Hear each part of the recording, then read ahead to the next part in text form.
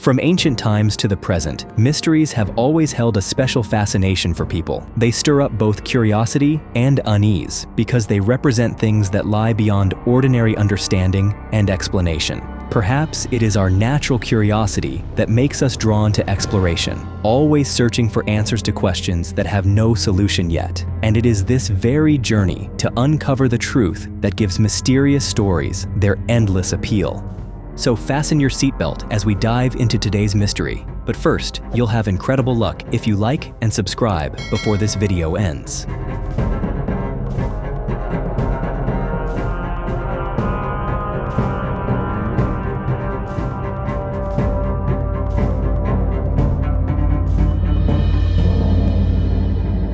The 1978 Giza Pyramid Reconstruction Experiment. In 1978, a group of Japanese scientists set out for Egypt with a bold and ambitious goal to find out, through practical experience, whether modern humans could actually recreate the legendary feat of pyramid construction accomplished by the ancient Egyptians. They brought not only their scientific knowledge, but also the support of 100 experienced Egyptian laborers who were well-versed in heavy construction work. To make the project a reality, they needed funding from a popular Japanese television program and, just as importantly, they had to secure official permission from the Egyptian government. The authorities agreed, but only on the condition that once the experiment was over, the small pyramid would be completely dismantled and the construction site restored to its original state. The research team's original plan was to build a 20-meter-high pyramid using only primitive methods, rope pulleys and hand tools, eschewing any kind of modern machinery. They believed that by engaging directly in the process, they would gain deeper insight into the secrets of the ancients. But reality soon proved to be far more complicated than anything they had imagined on paper. From the very first attempt to cut 4-ton blocks of stone using primitive tools, the group ran into their first major obstacle. The work demanded extraordinary physical strength and consumed an enormous amount of time and effort. At times, the team nearly gave up, confronted by stones whose weight far exceeded their expectations and which simply could not be cut or moved using only rudimentary tools. Faced with these practical difficulties, the researchers had no choice but to revise their entire plan. They decided to reduce the height of the pyramid to just 10 meters and to use much smaller blocks, each weighing only about 1 ton. However, even with the size and weight drastically reduced, the work was still anything but easy, and it soon became clear that some degree of modern intervention was unavoidable. They were forced to use electric saws to cut the stone, and at that point, the original aim of the project was no longer fully intact. But the difficulties didn't end there. When it came time to transport the stone blocks to the construction site, the team tried everything, floating them down the river on wooden rafts, dragging them by hand, pulling with ropes, but nothing worked efficiently. Even after finally getting the blocks to the edge of the site, 50 workers combined could not move a single stone a meaningful distance. It became painfully clear that if they continued this way, it could take them years to finish the structure, even though it was only a small-scale pyramid. With no other options left, the research team had to lay down temporary railway tracks to drag the stones, and later they had to bring in cranes and ultimately even a helicopter to place the blocks at the topmost positions of the experimental pyramid. Looking back on the entire process, everyone had to admit that while they had managed to build a model pyramid, it was far smaller than the original plan. The stones were much lighter than those in the real Giza pyramids, and most importantly, they had relied heavily on modern machinery rather than the simple tools they had originally intended to use. In truth, the 1978 experiment could not solve the greatest mystery in the history of construction: how the ancient Egyptians, with only simple tools, managed to build such massive pyramids that have stood for thousands of years in the desert. On the contrary, the result of this experiment only made the question more difficult to answer, and to this day, the story of how the Giza pyramids were built remains an unsolved mystery that continues to fascinate and amaze the world. The mystery of the blue spirals in the sky. For decades, people all over the world have shared stories about a strange phenomenon that sometimes appears in the night sky: glowing blue spirals that for just a moment can leave witnesses feeling like they're seeing something completely beyond ordinary human understanding. No one knows exactly when the first blue spiral was seen, But records show that this phenomenon has been appearing regularly since the 1970s, and possibly even earlier in some places. At that time, space technology and commercial space flights were still unfamiliar to most people. There have been many eyewitnesses who recall that, on a clear night, they suddenly noticed a glowing blue band twisting into a spiral in the dark sky. It would slowly expand and then fade away after only a few minutes. Some people described it as a bright blue beam, almost like a mysterious doorway to another world. Others saw only a strange blue streak swirling like cigarette smoke before it disappeared. No matter the country, whether it was deep in the Siberian taiga or high above the skies of America, these blue rings always left people amazed and full of questions about where they really came from. Modern scientists, when studying the blue spiral phenomenon, usually say that it's caused by rockets or satellites being launched into space. As they travel, these rockets and satellites release fuel or water vapor into the upper atmosphere. When the sunlight hits them, especially at dawn or dusk, the fuel can reflect the light and create huge spiral shapes that are visible from the ground. Many satellite launches by SpaceX and test flights of Falcon 9 have been documented as the cause of similar blue spirals in different places. This is the explanation that's repeated in the media every time the phenomenon appears. However, as researchers and mystery enthusiasts look deeper, they realize that not every blue spiral in the sky can be explained so easily. In fact, there are many reports and photographs of blue spirals that showed up before humanity invented private rockets or commercial satellite launches. There are even cases recorded in places where there was absolutely no aviation or space activity at the time, and some blue rings have appeared at night over remote regions where radar never picked up any flights or objects passing by. It doesn't stop there. The shape, color, and frequency of these blue spirals are just as mysterious. Some spirals expand quickly and then vanish, while others linger and seem to stay almost motionless in the sky. Some experts believe that aside from rocket activity, these events could be related to unusual electromagnetic waves in the atmosphere or to natural plasma eruptions, strange physical events that science still can't fully explain. There are even some who boldly suggest that these might be signs of technology from beyond Earth, arguing that a passing UFO could easily create spiral patterns like these. So what do you think? What is the real answer to this mystery? Mysterious creatures in Antarctica. Antarctica is a place that most people know only through stark white photographs and record-breaking low temperatures. But in truth, this land holds secrets that go far beyond what anyone can imagine. If you ask anyone who has ever set foot in Antarctica, whether they are scientists or technicians, most will tell you that the air there carries a strange feeling, as if the entire continent is completely separated from the rest of the world and hides mysteries that we have yet to uncover. Life in Antarctica is not only harsh because of the freezing winds and endless snow, but also because of the deep sense of loneliness that can last for months at a time.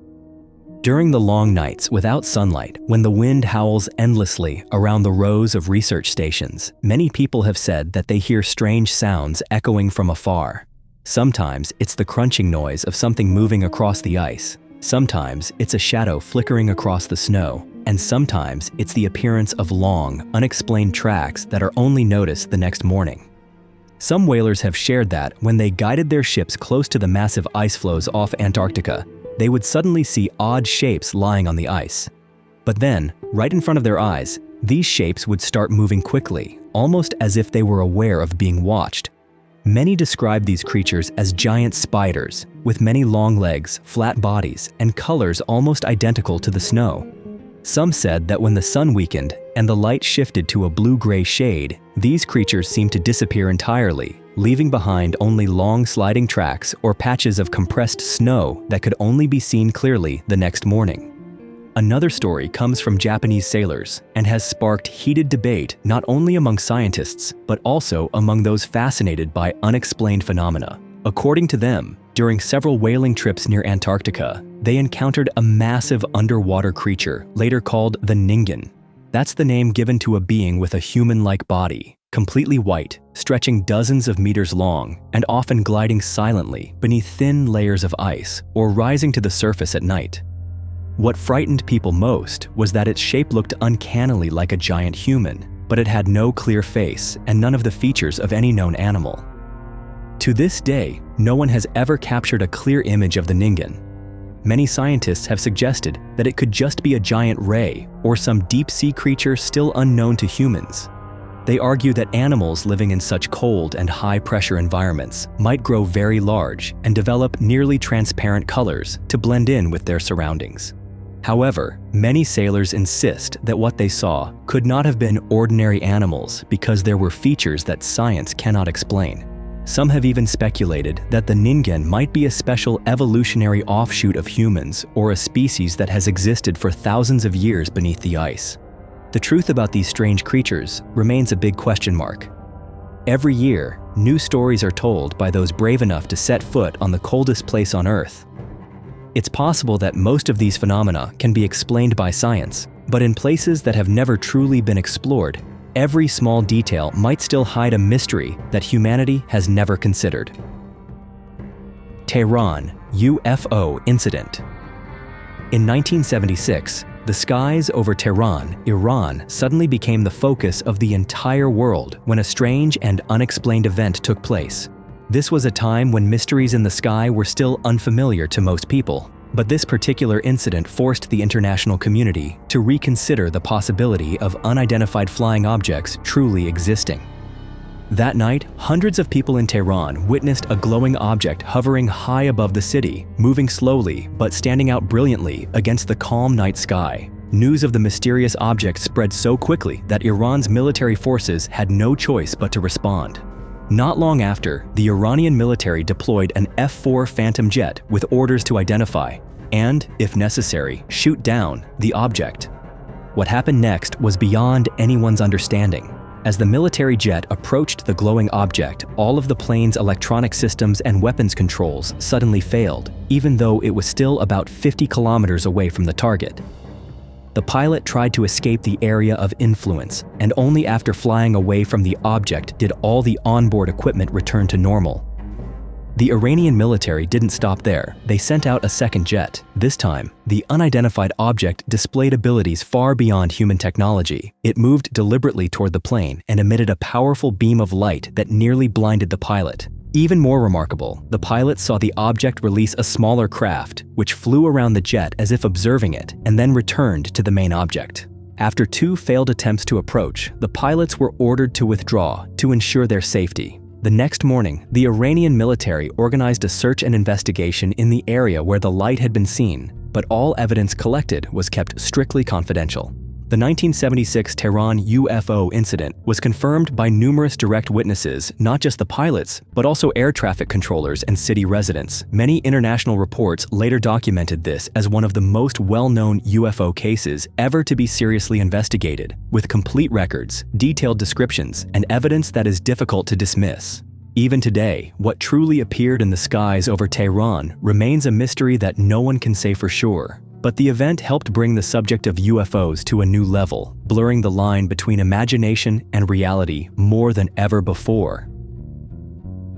The Falcon Lake Encounter. One of the strangest cases ever recorded in Canadian history took place in 1967 near Falcon Lake in the province of Manitoba.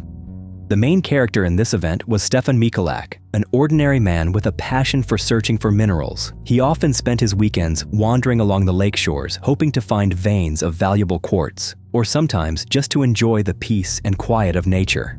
On a day in May, while he was quietly searching along the banks of Falcon Lake, Stefan suddenly noticed 2 strange flying objects appearing in the distance. At first, he thought they were just military planes, but in just a moment, one of the objects descended and landed on a rocky clearing close to where he was standing. Looking more closely, he realized that the object was shaped like a large cigar with a body that gleamed like polished metal.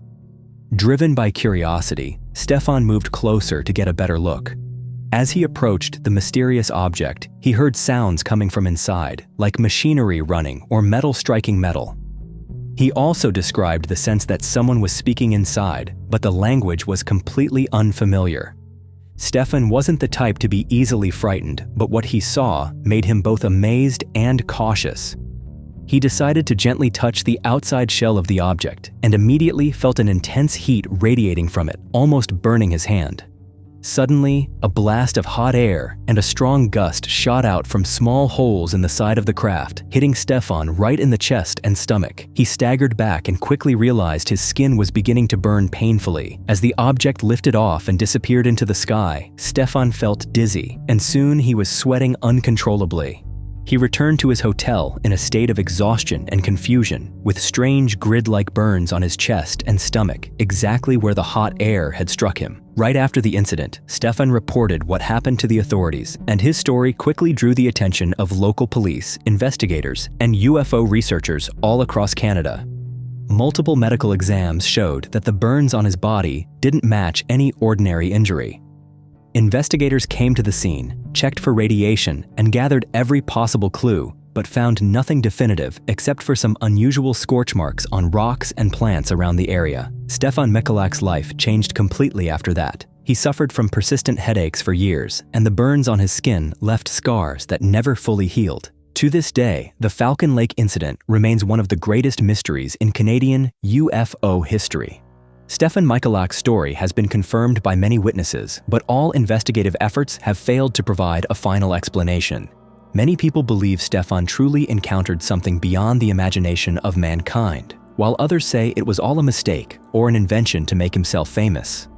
Either way, the mystery of Stefan Mikulak's encounter with a strange flying object at Falcon Lake remains, and it continues to challenge the limits of our understanding of the world around us. The mystery of 23 soldiers turned to stone in Siberia. In the vast, frozen expanse of Siberia, Russia, there is a story that has puzzled both the scientific and military communities worldwide for years. This event took place in 1993, and every detail about it only became known when part of a secret KGB file fell into the hands of the CIA. Whatever the truth may be, this report alone has raised countless questions about the limits of human understanding. During what was supposed to be a routine military training exercise, a Russian unit spotted a strange, disc-shaped flying object in the sky. No one knows exactly why, but the military reacted immediately by launching anti-aircraft missiles and managed to shoot the object down. What followed was a scene unlike anything anyone had ever witnessed before. From the wreckage of the craft, 5 small beings with large heads and deep black eyes emerged, moving slowly, completely unafraid of the people watching them. After appearing, these 5 beings gathered close together and performed a bizarre action. They stood side by side, then merged into a single sphere that emitted a blinding white light, so intense that everyone nearby saw only a flash in a split second. Immediately after, 23 Russian soldiers standing close to the area were turned to stone, their bodies frozen solid like statues and showing no signs of life. Only 2 people survived, simply because they had been standing in the shadows and were shielded from the direct light.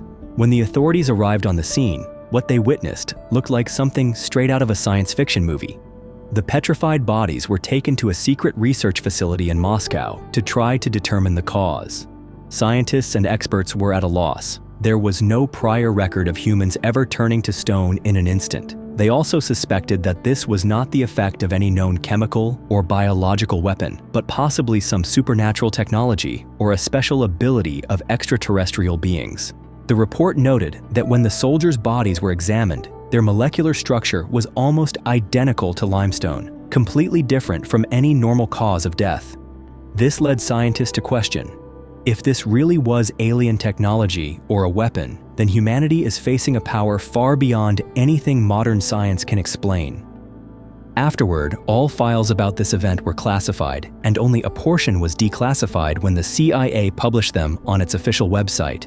This instantly triggered a storm of debate around the world. Some believe the report is proof of extraterrestrial existence and their supernatural capabilities, while others claim it's just a story created to cause confusion in the post-Cold War era. Whatever the truth may be, the incident of 23 soldiers turned to stone in Siberia remains one of the greatest mysteries connected to UFOs and extraterrestrials ever recorded in human history. It serves as a reminder that the universe is still full of unanswered questions, and that humanity may still be standing at the threshold of truly understanding our place in this vast cosmos. The Legend of the Grafton Monster and America's Strange Creatures. America has no shortage of legends about mysterious creatures, but the story of the Grafton Monster has always remained among the most unforgettable mysteries, even more than half a century later. The story began on a June night in 1964 when Robert Cockrell, a reporter for the Grafton Sentinel, was driving home after a late shift. As he passed through a deserted area along the Tigert River, he suddenly saw a giant creature standing near the site of an old stone quarry. The sight made him stop his car in disbelief, unable to trust his own eyes. According to Cockrell, the creature stood at least 7 feet tall and may have been as much as 9 feet. Its body was entirely white, as if covered in skin like that of a seal. What shocked him most was that it had no head or recognizable face like a normal animal.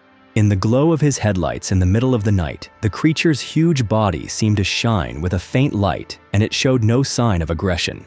Cockrell watched for a moment, then quickly drove away, but the image of that strange creature haunted him through the night.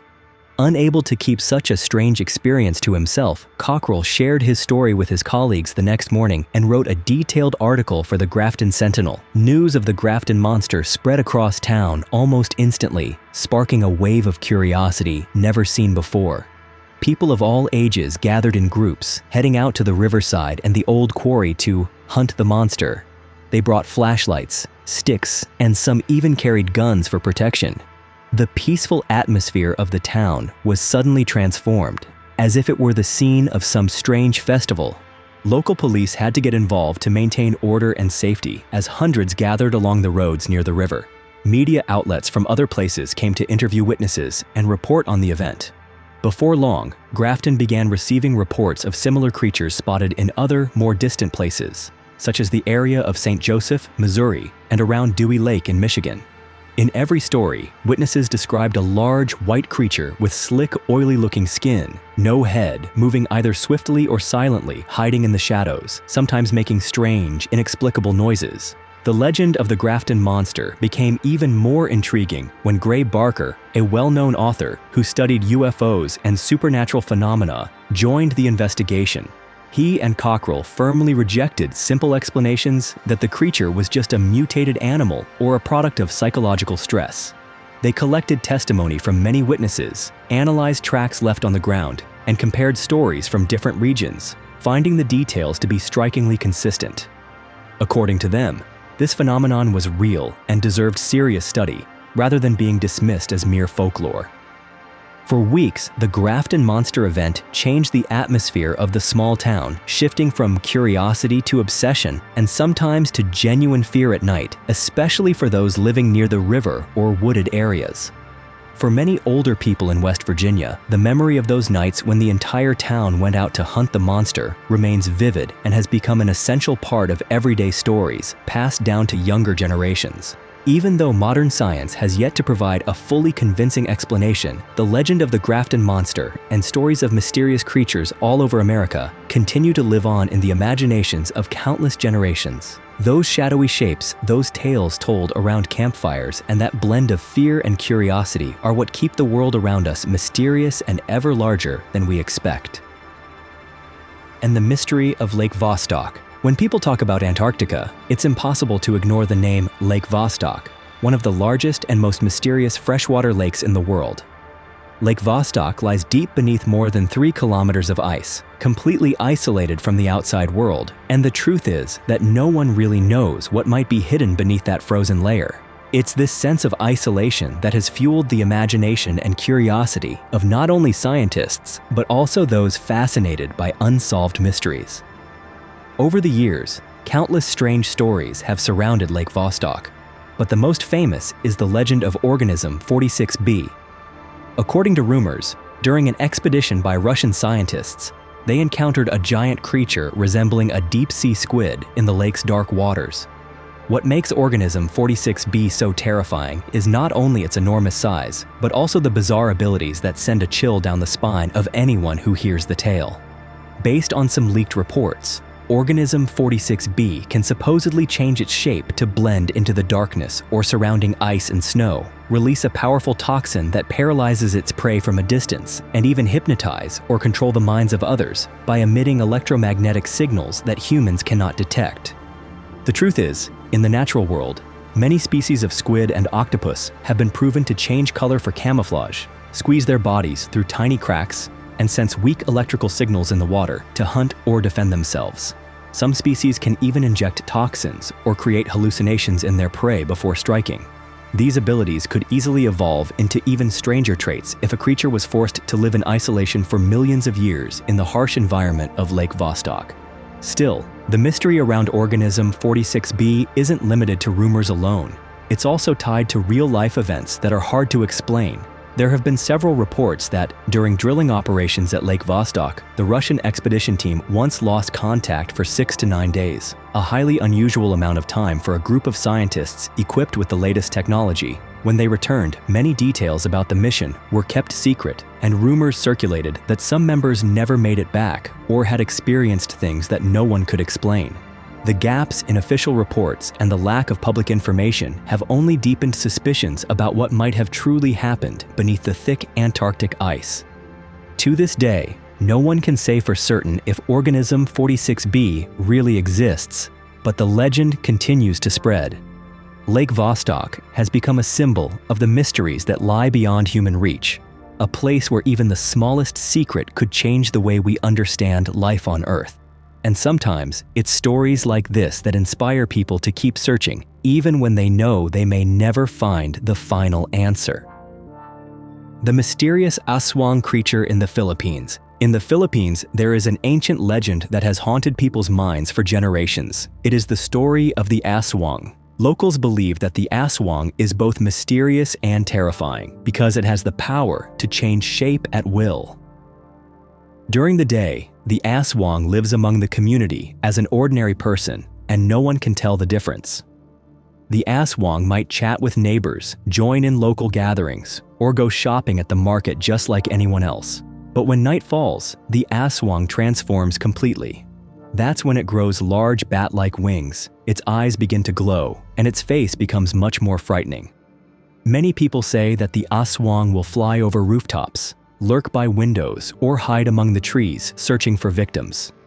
The greatest fear in many families is that the Azwang might drink blood or eat people, especially the vulnerable, like children or pregnant women.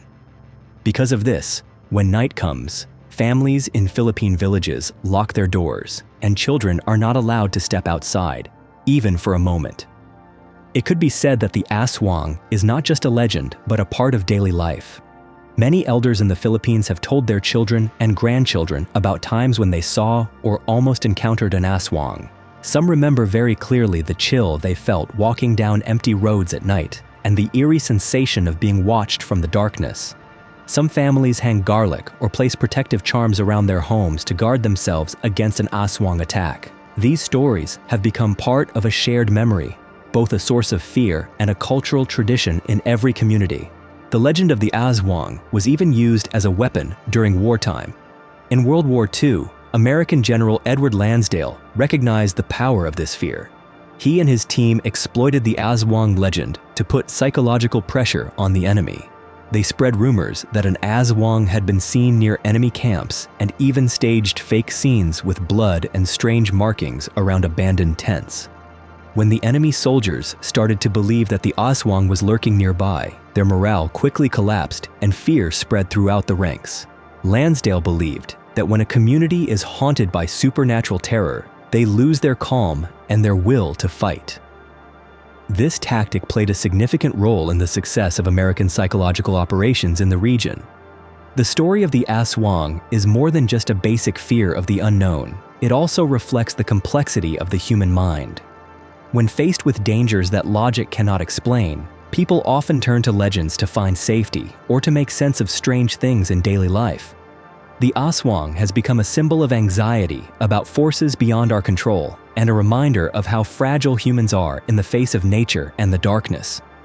The mysterious Kentish Ape Man. Kent has long been known as a land of strange legends and unexplained phenomena. Among all the stories that send chills down the spine of local residents after dark, none stands out more than the legend of a mysterious creature known as the Kentish Ape Man. Descriptions of this being appear again and again in local folklore, always tied to the darkness of deep forests or the endless fields that stretch across Kent. According to witnesses, the Kentish Ape Man is a creature with a human-like build, its entire body covered in thick brown or gray hair, standing taller than any grown man they have ever met. Most striking of all, Its face has many human features, and its eyes seem intelligent, always watching its surroundings closely. Many people say that when they caught sight of the creature at dusk, they felt a strange kind of fear, as if what they were looking at was not just a wild animal, but something far beyond the limits of human imagination. The first official record of the Kentish Ape Man legend appeared in 1858 in the well-known local newspaper, the Kentish Gazette. The story began with an account from a laborer working in the wheat fields near the village of Great Chart. He described suddenly seeing an ape-like creature walking upright on two legs, nearly 3 meters tall, its body covered in thick hair, but with a face that looked surprisingly human. He was so terrified that he couldn't move for a long time, and only after the creature disappeared into the woods did he finally crawl over the fence and make his way home. In the days that followed, he suffered from lingering weakness, and locals believed that his frightening encounter with the Kentish Ape Man was the cause. A young shepherd girl and another shepherd were also said to have seen the creature with their own eyes. Both described a massive figure moving swiftly through the grass, its arms so long they nearly reached its knees, its whole body covered in dense fur, except for a face that looked more human than animal. Everyone who had seen the Kentish Ape Man agreed on one thing: it was incredibly fast, able to vanish into the forest in the blink of an eye. After a series of unsuccessful searches organized by villagers and hunting parties, the legend of the Kentish Ape Man only grew, woven together with even more mysterious details. Some local researchers began to notice a connection between the creature and the ancient underground Chislehurst Caves. This labyrinth runs for nearly 22 miles beneath the Kent countryside, filled with countless nooks, corridors, and old chambers, all hand-carved thousands of years ago. Many archaeological records suggest that these caves were once used for the religious rituals of the ancient Druids, a community famous for their mystical ceremonies. Deep within the caves, visitors can still find ancient carvings showing human faces and even ape-like faces with deep-set eyes and wide mouths. Some tunnels in the caves end abruptly in dead ends or drop off into bottomless pits, almost as if someone designed the place to hide secrets from the light of the outside world. Even though modern science has yet to prove the existence of the Kentish Ape Man, stories of this mysterious creature live on in the memory of Kent's people. Whenever darkness falls over the wide fields or thick fog wraps the old forests, tales of the Kentish Ape Man and the Chislehurst Labyrinth are retold, remaining an essential part of this land's deep and abiding mystery. The mystery of the Los Lunas Decalog stone. In 1933, on a barren hillside about 35 miles south of the town of Los Lunas, archaeologist Frank Hibben from the University of New Mexico was led to a massive basalt boulder weighing nearly 80 tons. The stone sat halfway up a slope, more than 120 meters above the plain, and one of its flat faces was covered with 9 lines of strange writing. When Hibben arrived, the stone was already covered in lichen and weathered by time, making the inscription almost impossible to read. But after closer study, he realized the markings resembled Paleo-Hebrew, an ancient form of Hebrew dating back to around the 10th century BC. When translated, the text turned out to be a summary of the 10 Commandments, and notably, it included 4 references to the Lord in the Jewish tradition. Instantly, the stone sparked intense debate. If it truly was an ancient artifact, it would suggest that Semitic people had reached the Americas long before Columbus, challenging all established historical records. But the mystery didn't end there. The characters carved into the stone were a peculiar mix, mostly Paleo-Hebrew, but with some that resembled Greek letters. This hints at a later period, possibly after the era of Alexander the Great. Linguist Cyrus Gordon once suggested that the boulder might have been a large stone displaying the 10 Commandments, set at the entrance of a home or synagogue. But other experts disagreed, pointing out that the text used phrases and expressions not found in Samaritan tradition, and it lacked the characteristic lines about building a temple on Mount Gerizim. Many researchers have questioned the authenticity of the stone. Some scholars believe it might simply be a modern hoax. For instance, the inscription contains many grammatical errors, misplaced punctuation, and a mix of characters not consistent with any known ancient document. There are even stories that 2 University of New Mexico students carved the inscription in the 1930s as a prank on Hibben.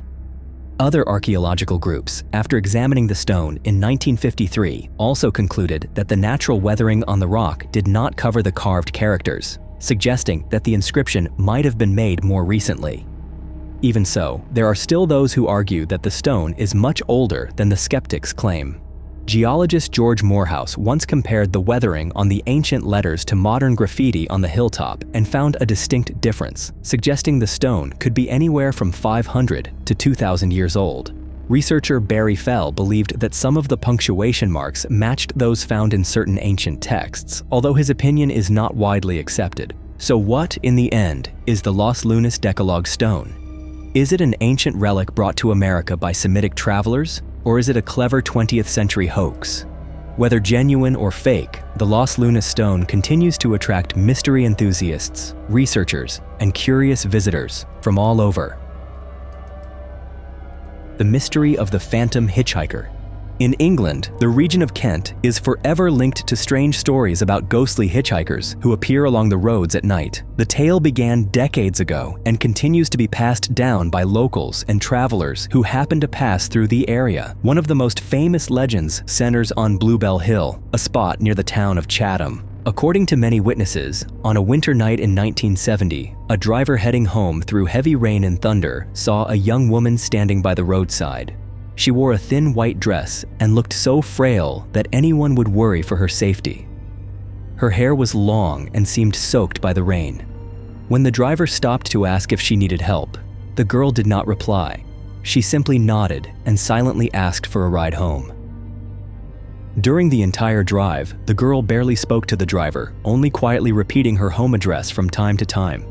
The air in the car was strangely quiet and heavy, as neither of them said another word. When they finally stopped in front of a small house on the side of the road, the driver turned to let her know they had arrived, only to discover that the back seat was completely empty. The girl had vanished without a trace, and it all happened so quickly that the driver could hardly believe his eyes. What made the story even stranger was that the driver discovered a small handbag left on the back seat. He decided to bring it to the front door and knocked to return it to its owner. An elderly couple answered, and after hearing the story, they were stunned to realize it was their daughter's bag. Their daughter who had died in a car accident on that very stretch of road years before. From then on, the story of the mysterious hitchhiker became a chilling legend for anyone traveling along Bluebell Hill on stormy nights. Bluebell Hill is not the only place in Kent known for such stories. The village of Pluckley is considered one of the most haunted villages in England, having reported numerous supernatural events over hundreds of years and attracting many mystery researchers. One night, a taxi driver named Raymond Breakspear was driving down a deserted road through the village when he saw a man dressed in black standing by the roadside, waving for a ride. Thinking he was simply helping a stranded passenger, Raymond stopped and let the man into his car. But just a short distance later, Raymond glanced into his rearview mirror and saw that the back seat was empty, even though he himself had opened the door and watched the man get in. A chill ran down his spine, and he quickly stopped the car to look around, but there was no sign that anyone had ever been there. Later, when Raymond shared the story with other drivers, he discovered that he was not alone. Many other drivers in the area had also encountered strange passengers who vanished without a trace. Stories of phantom hitchhikers in Kent have continued to spread. Over time, these tales have become part of the collective memory and spiritual life of the local people.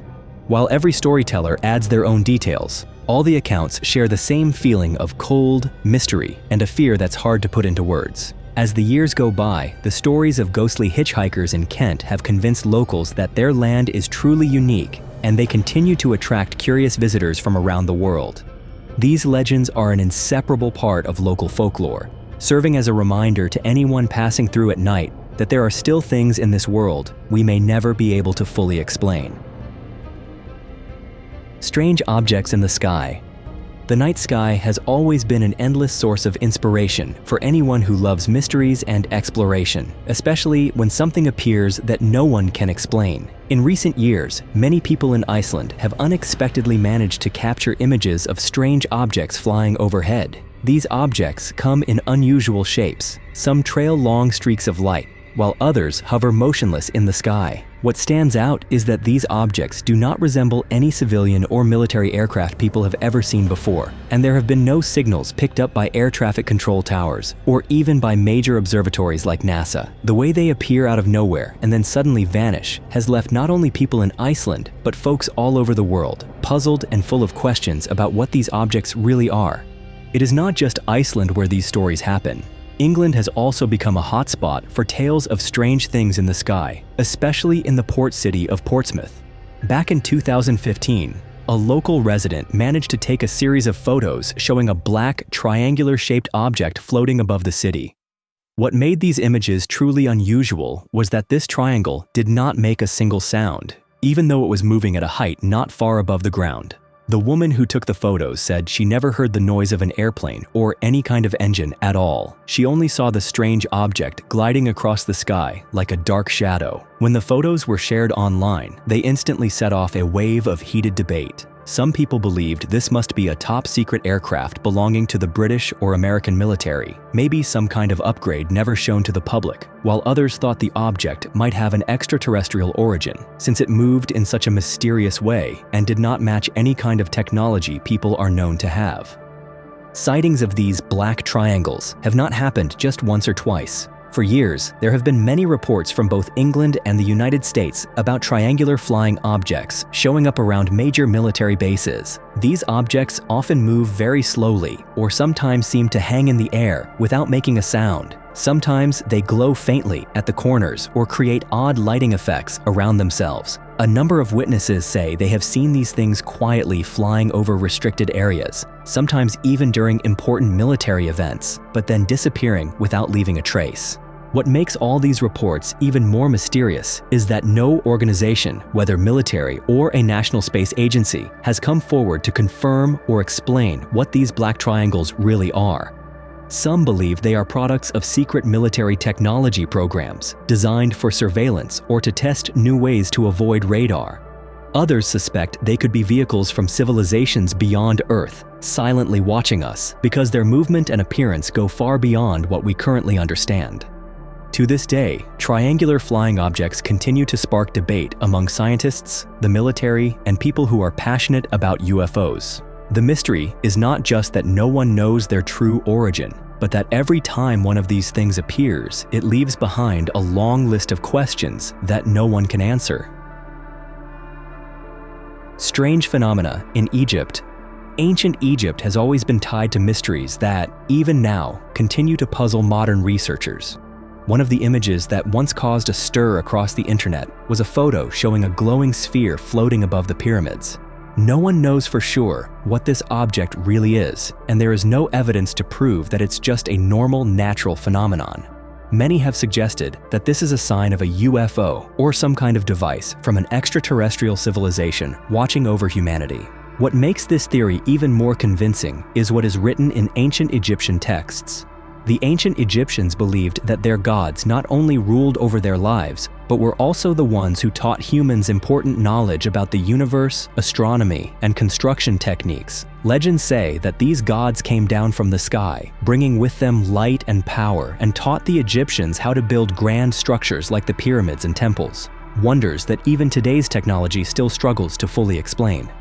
Quite a few scholars have wondered whether these gods might have actually been beings from another planet, who brought advanced knowledge and left traces of their presence right in the middle of Egypt's desert. It is not just Egypt. Some of the most remote and harsh places on Earth, like Antarctica, have also become the center of debates about the existence of UFOs and ancient civilizations. In recent years, satellite images shared on social media have shown strange objects lying deep beneath Antarctica's thick ice. Some objects look like spaceships or geometric structures that, according to many people, would be very hard to form naturally. There are even photos revealing long, dark trails stretched out across the ice, raising questions about whether a massive object may have once crashed and become buried beneath the ice thousands of years ago. Many independent researchers and explorers believe this is evidence that Antarctica once hosted a civilization, or maybe even a secret base belonging to extraterrestrials. They argue that Antarctica's unique location, along with its eternal ice, has helped preserve all traces perfectly for thousands of years. Each year, new images appear, showing strange objects in the cracks of the ice or in places no one has ever explored, making the story of secrets hidden in the polar regions more vivid and harder to explain than ever. While mainstream scientists remain cautious and often suggest that most of these phenomena are the result of natural processes or errors in satellite imagery, that has never stopped people's imagination from running wild. Questions like whether the ancient Egyptians truly received help from a civilization beyond Earth, or whether the coldest place on the planet is hiding the secret of another world, still do not have any satisfying answers. The Legend of Dogman in North America. In the Midwest of the United States, and especially in Michigan, people still tell each other stories about a mysterious creature called Dogman. Dogman is not an ordinary animal because this creature is as tall as a grown man, but it has the face and fur of a wolf. Most people who have seen Dogman remember its way of moving very clearly because Dogman always walks on two legs and moves as naturally as a human. They say that when you come face to face with Dogman, the first feeling is fear because its eyes shine brightly in the darkness, and its huge body and obvious strength are far beyond any animal that lives deep in the woods. There are many stories about Dogman passed down through generations, but the most famous event began in the late 19th century. In 1887, at a logging camp in Wexford County, two lumberjacks working late at night encountered a creature they first thought was just a large wolf. When the two tried to drive it away from the camp, the creature stood up on two legs and let out a growl that sent chills down their spines. Its long arms, with sharp claws, swung in front of the two men and made them run off, too scared to ever return to work. Since then, people in Wexford began to say that Dogman would appear every 10 years as a warning that something bad was about to happen. A century later, in 1987, people started talking about Dogman again when a wooden house in the town of Luther was destroyed in the night. The owner of the house heard strange noises, so the next morning he checked and found very large footprints around the house, along with deep scratch marks on the door and window frames. At first, they thought a bear had done it, but the footprints looked like the prints of a dog, and they reached almost to the roof. The local ranger confirmed that there was no animal in the area that could leave such strange tracks. The people of Luther mentioned Dogman again, and more people began to believe that this creature really existed in the northern Michigan forests. Dogman encounters are not only reported in Wexford or Luther, but also in many other places like Claybank Lake, Alpena, and Big Rapids. At Claybank Lake, two men were fishing in the late afternoon when they saw a creature swimming just below the surface. It had a face like a dog, but its body looked human. When the two men panicked and tried to row away, the creature tried to jump onto their boat, and they had to use their paddles to fight it off until it finally slipped back into the water. In Alpena, three men paddling a canoe on the river had a similar experience when a strange creature ran along the riverbank, watched them closely, and finally jumped into the water and chased their canoe. In Big Rapids, in 1961, a night security guard had a frightening experience when he saw a creature standing near the factory fence. He said at first he thought it was a thief, but when he got closer, he realized it was a creature over 6 feet tall, standing upright on two legs, with the head of a wolf and a chest as broad as a strong man. When he drew his gun and shone his flashlight at it, the creature ran away on all fours, leaving big footprints in the soft ground. Dogman has always been tied to fear and anxiety among people living near forests and remote areas. Many people believe Dogman is not just a legend, but truly exists, though it only appears at night or when something strange is happening deep in the woods. Some say Dogman might be a descendant of some ancient animal species that have survived until today, or it could be the result of some strange transformation that modern science cannot explain. Nowadays, every time someone shares a photo or video that seems to capture the shadow of Dogman, the online community erupts again in endless debate about whether the story is real. UFOs and mysterious phenomena in the Arctic.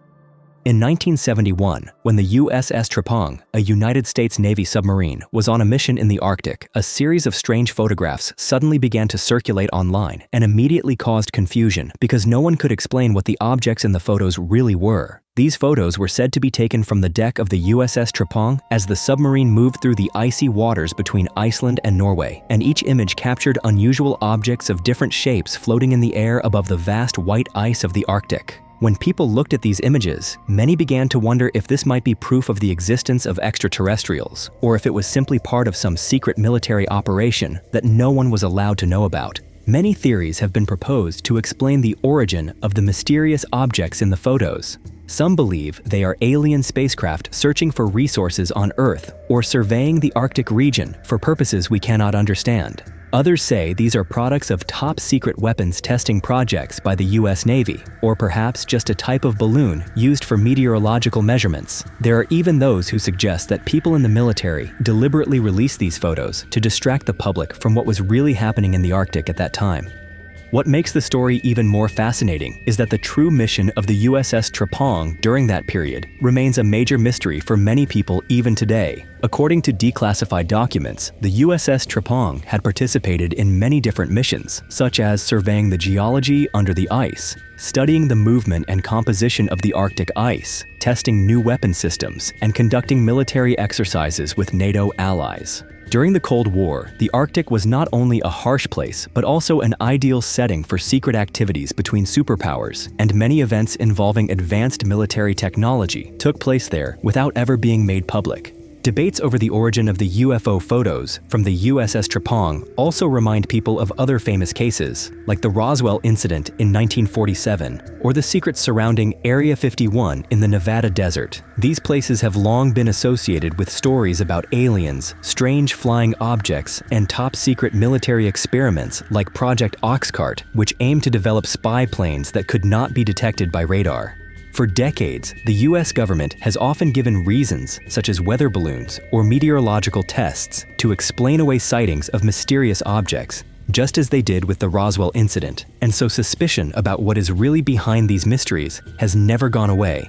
To this day, the photos of UFOs taken from the USS Thrron in 1971 remain controversial because there has never been any official explanation. Some researchers believe this story is evidence that beneath the Arctic ice, there may be secret bases or places hiding technology humanity has never known about. The story of the USS Thrron has truly gone beyond the usual case of UFO photographs. It stands as proof of humanity's endless curiosity about the mysteries at the edge of the world. The Mystery of Lake Bol. Lake Bol, nestled deep in the frozen heart of Siberia, is one of the oldest and deepest places on the planet. Estimated to be more than 25 million years old and plunging over 1,600 meters deep, Lake Bol not only holds nearly a quarter of the world's fresh water, but is also home to countless strange stories that science still cannot fully explain. Among them, one of the most frightening and controversial tales began in the summer of 1982, right in the middle of the Cold War. That year, a team of Soviet military divers was sent to the lake for what was supposed to be a routine underwater training exercise. According to unofficial documents that surfaced years later, during one deep dive to about 50 meters below the surface, the divers encountered something no one expected. In front of them were beings over 3 meters tall, shaped like humans, but with bodies completely covered in a shining, silvery metal. On their heads, they wore dome-shaped helmets that looked as if they were made from glass or some kind of transparent material. What was truly strange was that these creatures didn't use any breathing equipment like humans do, yet they moved effortlessly underwater and seemed perfectly adapted to the high-pressure, low-oxygen environment of Lake Bol. Driven by military instinct and their assignment, the group of divers tried to approach the strange beings to get a closer look. But just seconds after they started moving toward the creatures, an invisible force suddenly pushed them back, as if a wall of water surrounded the entities. 3 of the 7 divers were badly injured, and in their desperate attempt to rush to the surface for emergency help, the military doctors on site could not prevent the severe consequences of rising too quickly. 3 of the divers did not survive, and the story was quickly locked away. All related files were classified as top secret, and every report was edited or hidden. The survivors were ordered to remain absolutely silent, and for many years afterward, there was no official confirmation from the Soviet government about what had really happened beneath the lake. Even so, the story refused to disappear. Over the following decades, rumors continued to spread among divers, researchers, and even UFO investigators.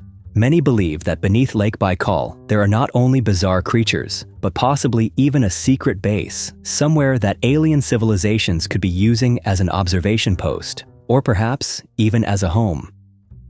The Vatican and Homosexuality. The Vatican stands at the heart of global Catholic power. long associated with solemn tradition, authority, and conservatism. But behind those ancient walls lies a story that many believe the Church has tried to keep hidden for years, the story of homosexuality within the Vatican itself. In 2019, a French journalist named Frédéric Martel published a book called In the Closet of the Vatican. The book was the result of 4 years of investigation and included more than 1,500 interviews with cardinals, priests, former clergy, and even Vatican security staff. In it, Martel made a stunning claim. 80% of the clergy in the Vatican are gay. According to him, many of these men live quietly, keeping their orientation a closely guarded secret. What's even more striking is that some of those who publicly speak out most strongly against homosexuality are the very same people leading double lives. They condemn the LGBT community in public, yet have same-sex relationships in their personal lives. Martel describes this as a long-standing culture of hypocrisy within the Church. For its part, the Vatican has never directly denied the figures in the book, nor has it acknowledged them. Some sources say that Pope Francis himself once told a survivor of sexual abuse, "God made you like this, and God loves you like this." This approach has earned him support from many within the LGBT community, though it has also drawn criticism from some of the Church's more conservative members. But the issue is not just about who is who. Many experts argue that living a double life in such a closed and pressured environment like the Vatican may have contributed to the eruption of past scandals involving abuse and cover-ups. When people cannot live authentically, they are more likely to face personal crises, and the system itself becomes more prone to covering for its own. As long as the issue remains taboo, the culture of secrecy will continue. And when the truth is buried too deep, it doesn't just damage the reputation of the Church, it also harms the very real people who live within its walls. The debauchery of the Borgia popes. In the 15th and 16th centuries, the Vatican fell under the control of one of the most controversial families in the history of the Catholic Church, the Borgia family. Originally from Spain, the Borgias quickly built their power in Italy through political cunning, financial influence, and personal connections. Although only 2 popes came from the Borgia line, their impact on the Vatican at that time was immense. The first was Pope Calixtus III, born Alphonse de Borja. He ascended to the papacy in 1455 at an old age and reigned for only 3 years before passing away. In that short time, he accomplished several notable things, including restoring the honor of Joan of Arc, the French heroine who had been condemned as a heretic and burned at the stake by the Church in 1431. Calixtus III also made sure to look after his family's interests, appointing many relatives as cardinals and ensuring they would hold power even after his death. His successor from the family was his nephew, Rodrigo Borgia, who would become Pope Alexander VI. Rodrigo was a controversial figure even before he wore the papal crown. He had numerous illegitimate children and lived a life of open luxury, yet he was still elected to the highest position in the Church in 1492. Once he became pope, Alexander VI began a reign defined by corruption, extravagance, and debauchery. He was accused of selling positions within the Church. Anyone with enough money could become a cardinal, regardless of their virtue or faith. One of the most infamous events during his rule was a party held on October 31st, 1501, known as the Banquet of Chestnuts. This event took place at the Papal Palace in Rome and was attended by many church officials and about 50 prostitutes who were invited to entertain the guests. Attendees described the party as a night of drinking, lust, and acts almost unimaginable for a place regarded as the heart of faith. The excesses and moral decay during Alexander VI's era severely damaged the image of the Vatican. Although he died of malaria in 1503, the legacy he left behind became a dark stain on the Church's history. The Borgia family not only weakened the faith of believers, but also ushered in a period when religious power was manipulated for personal gain, compromise, and a lifestyle of decadence. To this day, the name Borgia remains a symbol of a dark era within the heart of the Vatican.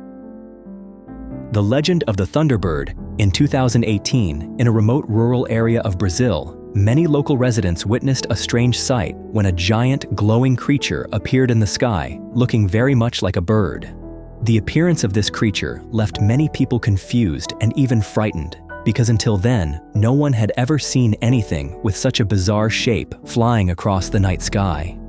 some people quickly used their phones to record what they saw. And although the images were blurry, what appeared in those videos was enough to keep the online community buzzing for weeks. Stories about huge creatures flying in the sky are not limited to Brazil. In fact, they are deeply rooted in the legends of Native American tribes in North America, where people call this bird the Thunderbird. According to legend, the Thunderbird is a giant bird with a wingspan that can reach up to 6 meters, its massive body blocking out the sun as it soars overhead. It is said that the Thunderbird has the power to control storms and lightning, and each time it flaps its wings, the ground trembles and flashes of lightning streak across the dark sky.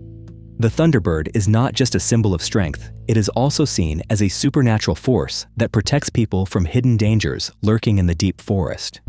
For generations, the image of the Thunderbird has been deeply etched in the memories of indigenous tribes.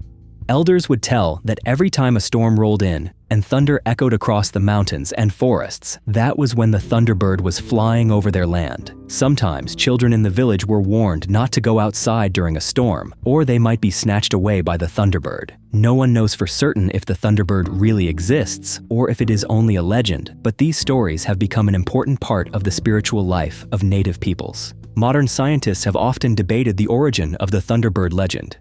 Some believe that in ancient times, there may have been giant birds like Argentavis or Teratornis, which were predatory birds with huge wingspans that lived in the Americas millions of years ago. When their fossils were discovered, people started to wonder whether the Thunderbird could actually be a surviving descendant of some ancient species that has not completely gone extinct. Others argue that sightings of the Thunderbird might simply be exaggerations based on glimpses of large birds like eagles, hawks, or even white storks flying by during stormy weather. However, no matter how many theories are put forward, no one can deny the appeal of the Thunderbird legend and the way it captures the imagination of people everywhere.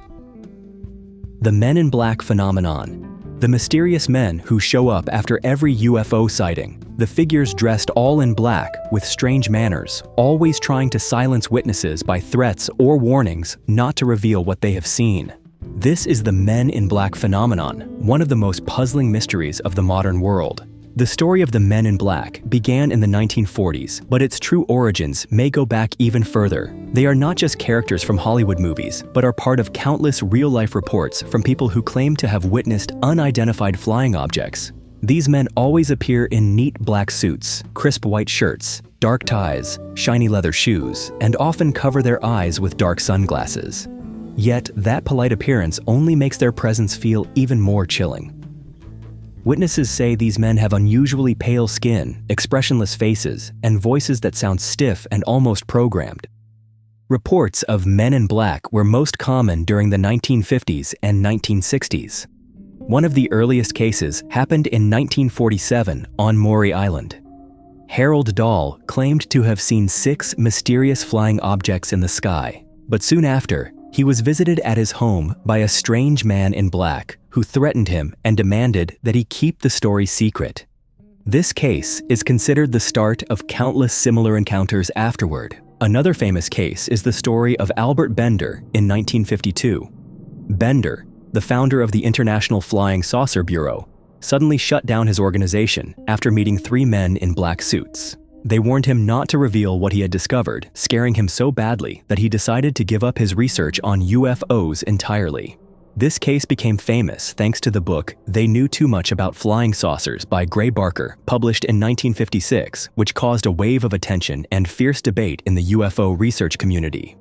But who are the Men in Black really, and why do they care so much about UFO sightings?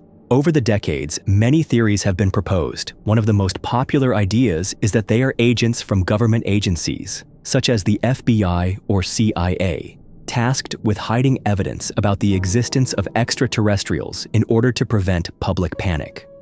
Supporters of this theory believe the US government knows far more about UFOs than the public is allowed to know. Others believe these mysterious men are not actually human. They point to their odd physical features as evidence that the Men in Black could be aliens disguised as people. Their mission is to control and prevent information about UFOs and alien activities from leaking out. There are also skeptics who argue that the entire Men in Black phenomenon is nothing more than a product of collective imagination or a kind of psychological hallucination. Psychologists suggest that people who are stressed or panicked after seeing something strange can easily imagine or misremember later events, unintentionally creating this mysterious figure. Some even think the whole thing is just a prank or a deliberate fabrication meant to attract attention or hide something else, such as secret military projects. But if it's all a joke or a fake, then why have hundreds of people around the world told the same kind of story, describing the same type of people, the same way of approaching witnesses, and always delivering the same threatening message? To this day, no single theory can fully explain every aspect of this phenomenon. The men in black still exist somewhere between fact and legend. Even though pop culture has turned them into the stars of a famous action comedy movie, the real-life stories about them continue to make us wonder and question. Whoever they are, one thing is certain: the men in black have become a symbol of mystery, a reminder that there are truths we may not be ready to face. This phenomenon remains unsolved, and until someone proves the truth behind these men in black suits, they will remain one of the strangest and most persistent mysteries of modern history. The mystery of the impact crater on the moon. When people first turned their telescopes toward the night sky and looked at the moon, perhaps few noticed that on the far side of the moon exists a massive impact crater whose true origin scientists have still not been able to fully explain. This crater is more than 2,500 kilometers in diameter, far larger than any meteorite crater ever found on the surface of other planets in our solar system. For a long time, researchers believed that the large impact crater on the moon was the result of a tremendous collision with a giant meteorite billions of years ago. However, what has been discovered in recent surveys has left many people puzzled. Chinese probes have approached this region and collected mineral samples from the crater's floor.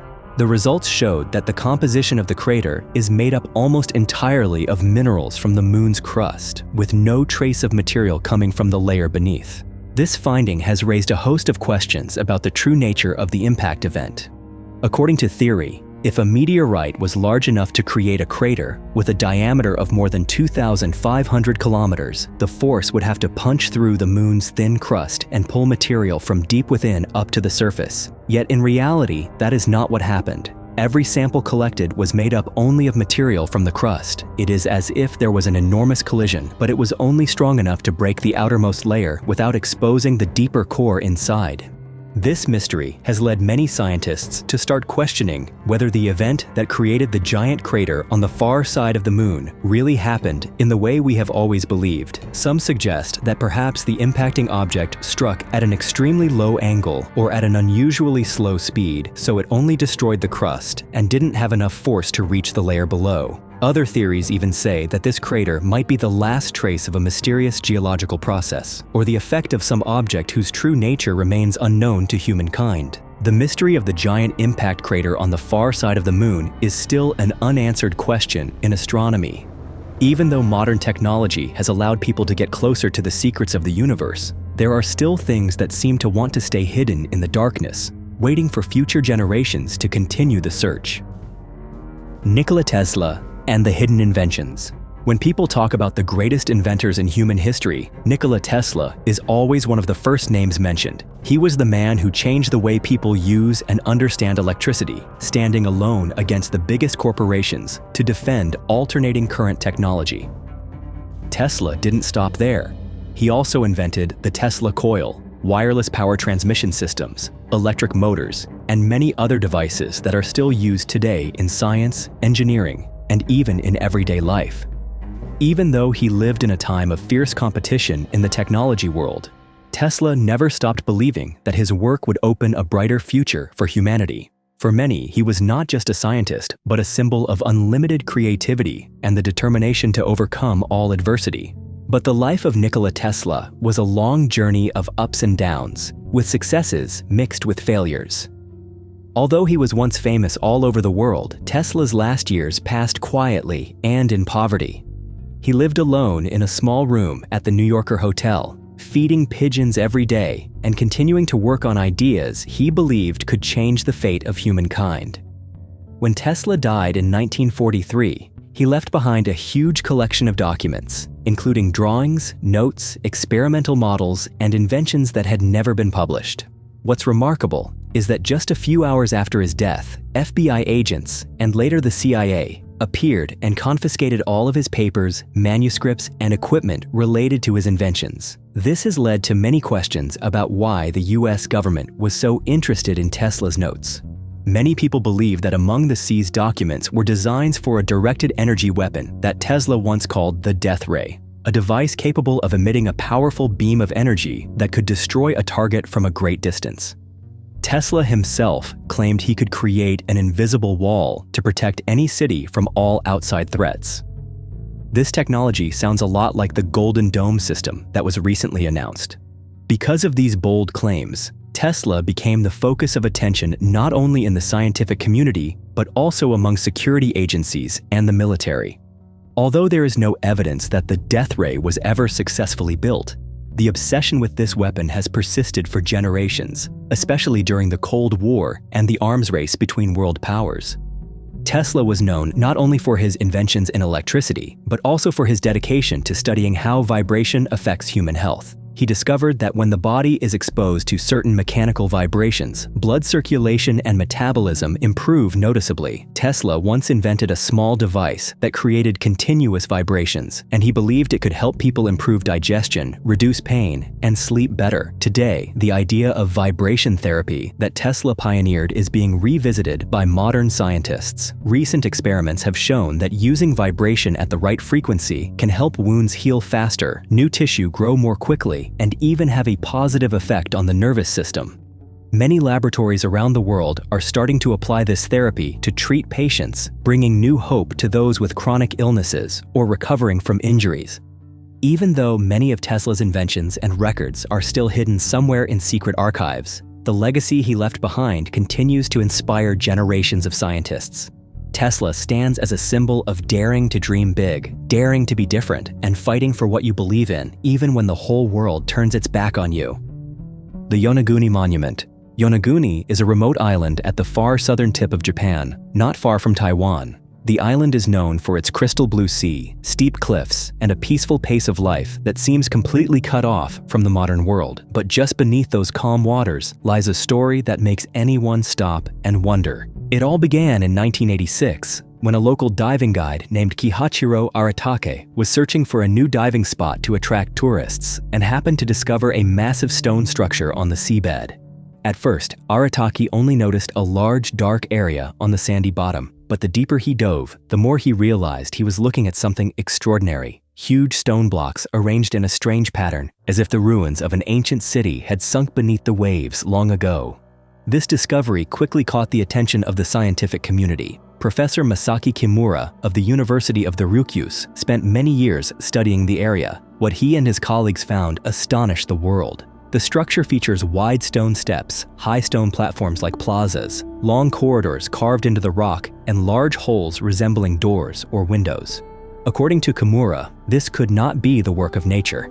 He believes Yonaguni is a surviving remnant of a prehistoric civilization, possibly existing more than 10,000 years ago, meaning it would be even older than the pyramids of Egypt or Stonehenge in England. He claims to have found strange symbols and patterns carved into the rock, possibly the traces of a lost written language. Kimura also suggests that the whole area is part of a larger architectural complex with roads, temples, and religious structures. However, not everyone agrees with Kimura. Many other geologists, such as Professor Robert Schoch of Boston University, believe that what is seen at Yonaguni can be entirely explained by natural geological processes. The sandstone here is easily eroded by strong ocean currents and the movement of tectonic plates beneath the seabed, which can create steps, sharp angles, and corridors that only seem to be man-made. They also point out that unless distinctive cultural artifacts like pottery, metal tools, or the remains of villages are found nearby, it's impossible to conclude this is an ancient city, because such evidence is essential for anything built by humans. In fact, there are other places in the world where nature has created similar formations, like the Giant's Causeway in Ireland or Bimini Road in the Bahamas. For this reason, Yonaguni has become a hot topic of debate between two opposing views. One side believes it is a remnant of a forgotten civilization, possibly tied to legends of the lost continents of Mu or Lemuria. The other side sees it simply as a miracle of nature. a strange coincidence of geology and time. What do you think? Could Yonaguni really exist as an ancient man-made structure? If so, would human history need to be rewritten? The Devil's Footprints in East Devon. On February 9, 1855, when people in the rural area of East Devon began their day as usual, they quickly realized that something was not right. Across the pristine white snow, a series of strange footprints had appeared overnight. These tracks ran through small village streets, across fields, over rooftops, even climbing high walls and slipping into narrow water pipes. The footprints didn't resemble any animal the locals had ever seen. They looked like split hooves, arranged in a perfectly straight line that stretched through more than 30 villages and small towns. No one could explain where they had come from or how they could cross obstacles that no ordinary person or animal could pass. The footprints were hoof-shaped, each print about 10 centimeters long and almost 8 centimeters wide. What amazed everyone was that the prints didn't stop at flat surfaces. They appeared on snow-covered rooftops, climbed over fences, and crossed walls up to 4 meters high. In some places, the tracks led into water pipes no bigger than a wrist, only to appear again on the other side, as if their maker could change shape or vanish into thin air. Word spread fast. Many believed they were witnessing the marks of Satan himself, since split hooves had long been a symbol of the devil in the Bible. Fear quickly spread through the churches, and preachers spoke out, warning their congregations about the punishment of God and urging them to be careful. Within just a few days, not only locals, but also scientists and the curious from other places flocked to East Devon to see and study the phenomenon firsthand. Many groups walked for miles trying to follow the tracks, but no one could complete their journey in a single day. Witnesses described the prints in different ways. Some said they looked like donkey hooves, others compared them to the marks left by wooden clogs, but all agreed that the footprints were deeply strange. Several scientific theories were suggested. The biologist Richard Owen thought the tracks might have been left by hungry badgers foraging in the winter night. But badgers cannot climb walls, walk on rooftops, or squeeze through tiny pipes. Later, researcher Mike Dash analyzed original records and proposed that the prints could be the result of field mice hopping across the snow, leaving marks that looked like hooves, but he also admitted that mice could never travel such a great distance in a single night. Meanwhile, biologist Graham Inglis drew parallels to the footprints of hares found in North Devon in 2009, but hares also can't move so far and so steadily or cross so many obstacles. Those who believe in the supernatural claimed it was the devil's prank or even real evidence of the devil's presence. This fear was strengthened by the strict religious atmosphere of the time, when anything unexplainable was blamed on evil forces or seen as an act of God. Another, bolder theory was that the footprints could have been left by an alien creature or a UFO landing, but nobody in the area reported seeing strange lights or flying objects that night, and there was no evidence beyond pure speculation. Some people thought it might have been a clever hoax.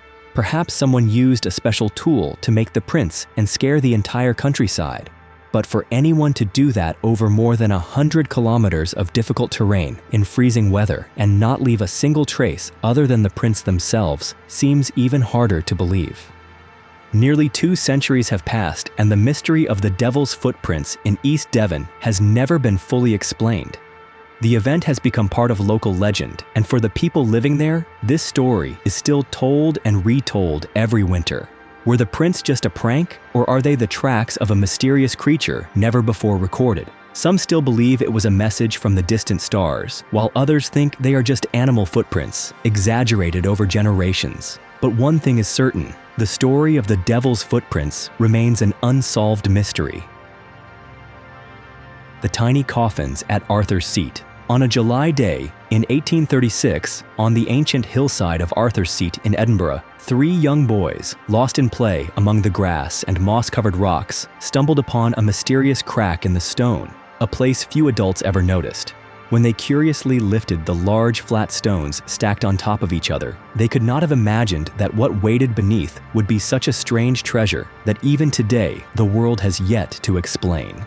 Hidden deep in the crevice were 17 tiny coffins, each carefully crafted from Scottish pine, with snug-fitting lids, and inside each one lay a wooden doll, dressed in handmade clothes, just like a miniature person lying quietly in its own tiny coffin. No one knows who made these coffins or what reason led them to be hidden in such a remote place as Arthur's Seat. As news spread through the city, many theories began to emerge, ranging from the chilling to the tragic. Some believed these were offerings used in dark magical rituals, for Scotland has long been famous for its legends of witches and curses passed down from one generation to the next. Others thought this was simply a way to honor unlucky sailors who died at sea without the chance to return home, as the Scottish people have always valued tradition and the sending off of loved ones to the next world, even if only through a symbolic ceremony. But the theory that sends chills down most people's spines is linked to a notorious case that once shook Edinburgh at the start of the 19th century. The Burke and Hare murders were the most infamous serial killings in Scotland, where two men murdered 17 innocent victims and sold the bodies to universities for medical research. Many researchers believe the 17 tiny coffins were created as a substitute burial for these lost souls, people who were denied the chance of a proper resting place in keeping with tradition. However, no matter how many theories exist, to this day, the real purpose behind these little coffins is still lost in the fog of history. What's remarkable is that nearly 2 centuries later, only 8 of the original 17 coffins remain intact, and they are now displayed with great care at the National Museum of Scotland. These tiny coffins continue to attract the curiosity of visitors and have become the subject of study for historians, archaeologists, and even those who believe in the supernatural.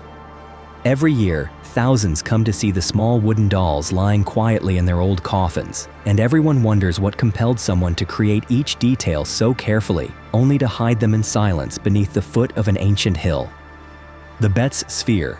In 1974, the Betts family went out to inspect their property after a small forest fire. They never imagined that, in a single moment of chance while looking down at the ground, they would discover an object that would completely change their once quiet lives. It was a metallic sphere about the size of a bowling ball, with a perfectly smooth, shiny surface, as if it had just been meticulously polished. There were no cracks, no welds, or any details that suggested it had ever been part of any modern machine. They picked up the sphere, curious, and brought it home, setting it in their living room. Everything truly began when, one afternoon, Terry Betts was playing the guitar and noticed that the sphere vibrated slightly and gave off a steady echo, as if something inside was moving. After that, more strange things kept happening, astonishing the entire family. They started to realize that this sphere was like nothing they had ever seen before. Sometimes, the sphere would roll across the floor all by itself. Sometimes it would spin in place, then suddenly stop, or it would roll right up to the edge of a glass table but never fall off, almost as if it was being guided by some invisible system controlling its every move.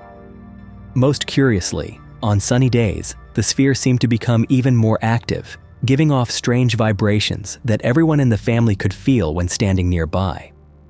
It didn't take long for the story of the mysterious sphere to spread beyond the family and their small neighborhood, slowly attracting the attention of scientists, military representatives, and even UFO researchers. They brought the most advanced equipment to examine the sphere, hoping to unlock the secrets behind the phenomena no one had ever seen before. Experts found that inside the sphere were 2 mysterious round cores, surrounded by a dense layer of material that modern science had never identified on Earth. The sphere even had 4 magnetic poles, instead of just 2, as you'd expect from an ordinary magnetic object. After careful analysis, some scientists dared to suggest that the structure of the Betts sphere was far beyond anything known to human knowledge or technology. They speculated that it might be a surveillance device or a research object from an extraterrestrial civilization that humanity had never encountered before. These theories quickly set off heated debates across scientific forums and among those fascinated by unsolved mysteries.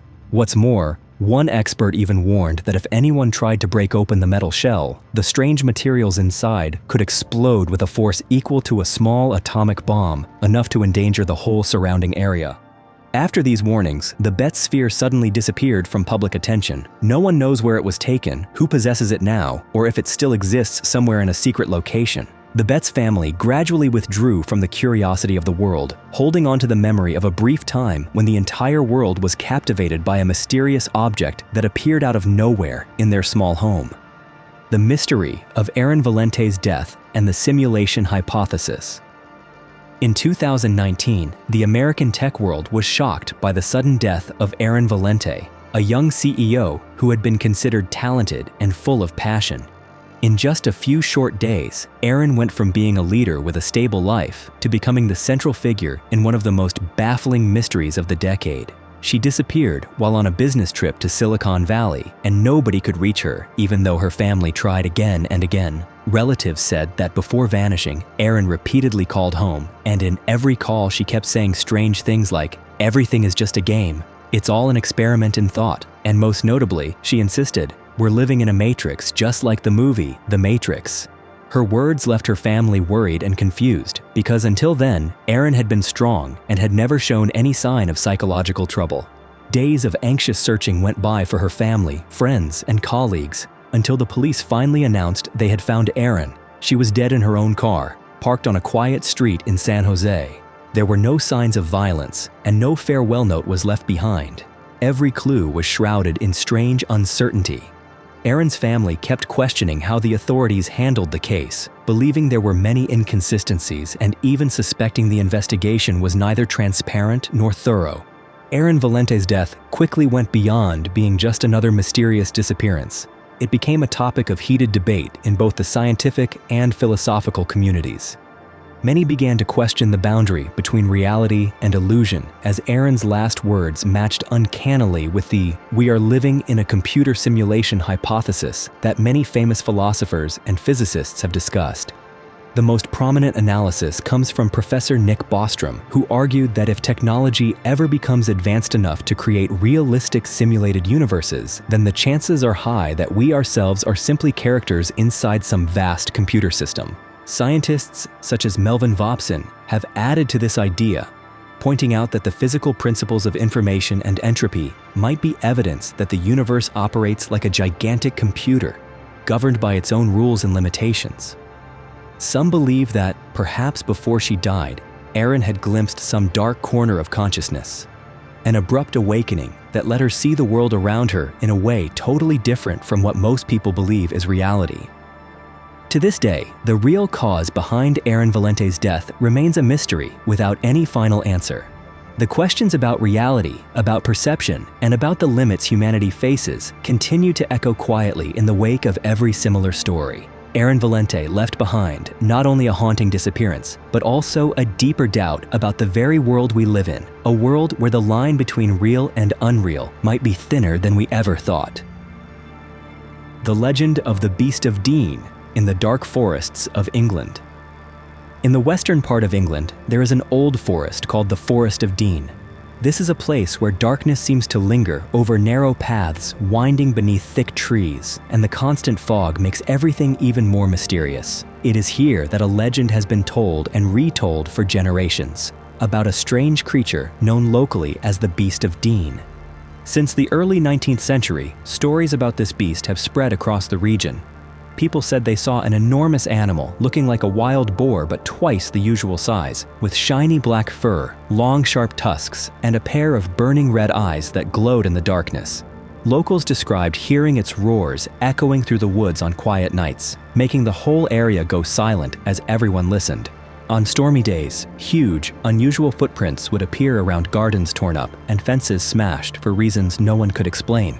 Season after season, more people claimed their livestock had been attacked in the night, pastures were dug up, and strange tracks were left on the ground, like a challenge from some invisible force that no one could control. Some even dared to take weapons into the woods to hunt the beast, but when they fired their guns, nothing happened. The creature seemed completely untouched by bullets. As the years passed, the story of the Beast of Dean only grew more mysterious. With every telling, people added new details and passed the tale along as part of the region's memory. Some researchers later suggested that the legend might have started with wild boars or lost domestic pigs that turned feral and grew larger and more aggressive after living in the wild. Over time, these real animals became the foundation for stories about a monster that was immune to weapons and far stronger than any ordinary beast. But as belief and fear spread, it became impossible to say where fact ended and myth began. People only knew that the story had become a part of daily life and an unforgettable piece of English folklore. The mystery of the Osirian. Thousands of years ago, while the pharaohs were building their grand pyramids, a strange structure quietly rose deep underground at Abydos, Egypt. the Osirian is unlike any other monument from ancient Egypt.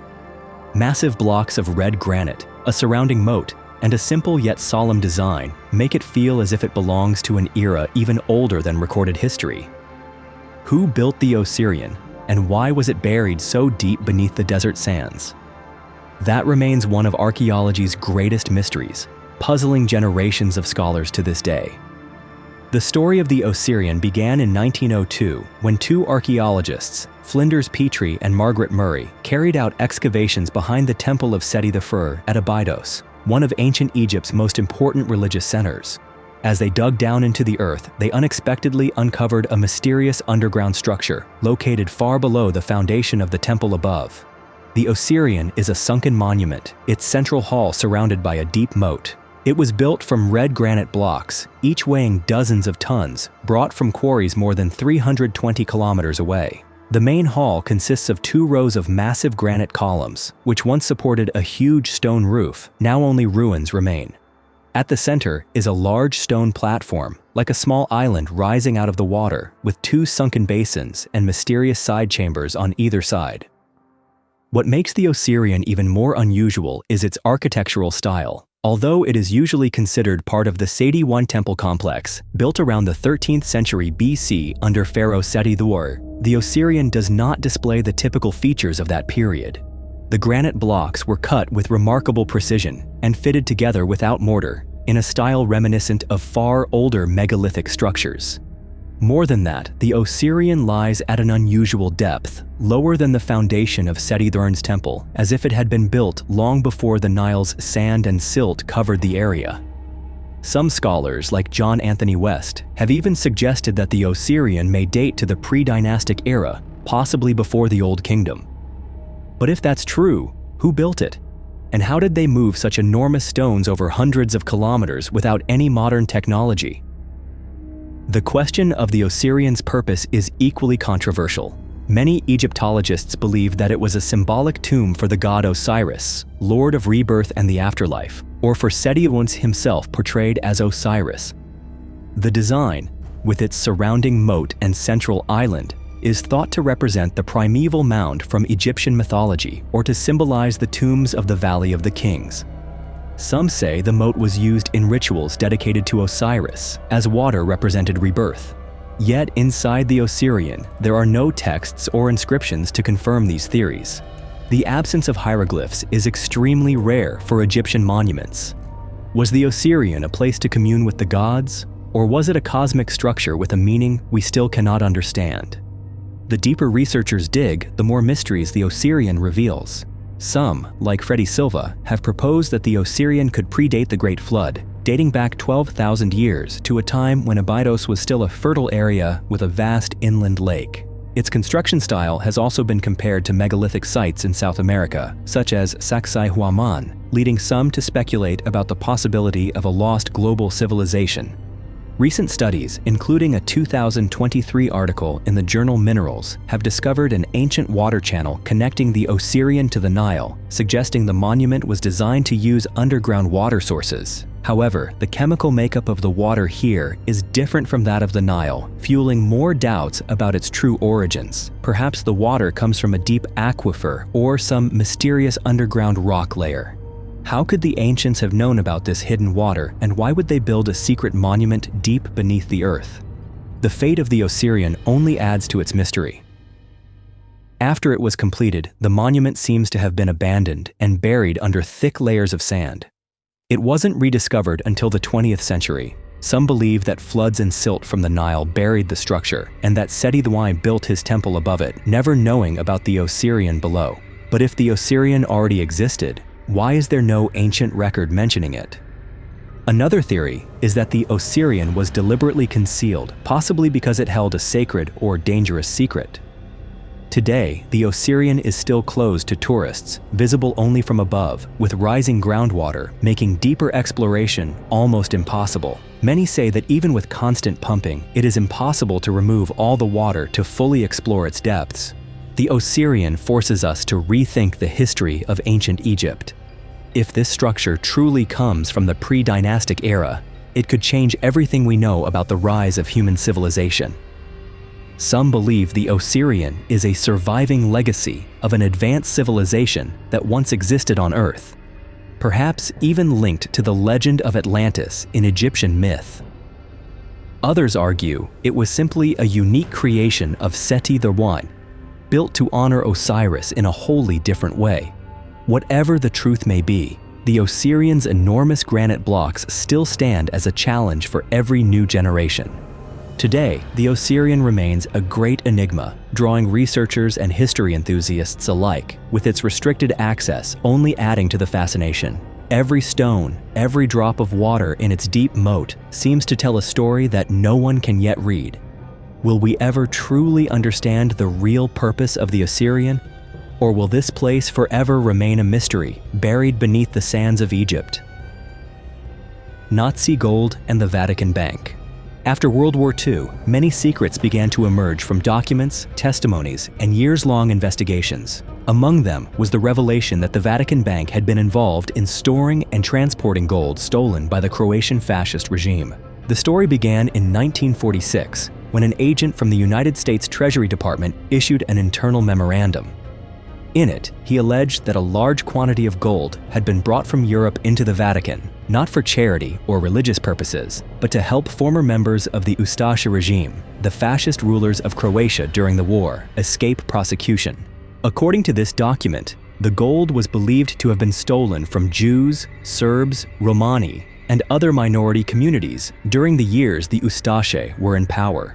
A portion of that gold was transferred to the Vatican Bank and then used to fund escape routes leading to South America or Spain, where many former fascists spent the rest of their lives without ever facing trial. Many years later, in 1997, Gowan's memorandum resurfaced, this time in the context of a class action lawsuit filed by victims and their families in the United States. They demanded that the Vatican return the assets stolen from their families during the war. However, the lawsuit went nowhere. The court dismissed the case, ruling that the Vatican was immune from civil lawsuits in the United States. This is a difficult subject because it raises questions not just about history, but also about morality.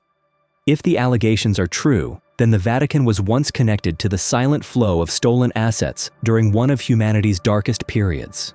To this day, the Vatican has never officially acknowledged any responsibility for the gold, and the records about the incident have never been fully released. But for many people, the important thing is not an apology, but transparency. To know what truly happened and to close a chapter of history that remains unresolved. One of the earliest alien abduction cases, in 1957, at a time when stories about extraterrestrial beings were still new to most of the world, something happened in a quiet rural area of Brazil that continues to send chills down people's spines even today. This story began with Antonio Vilas Boas, a young farmer living a simple life with his family who never imagined he would become the central figure in one of the first alien abduction cases ever recorded in modern history. That night, while Antonio was working alone in the fields, a strange red light suddenly appeared in the distant sky. It grew brighter and moved closer to him.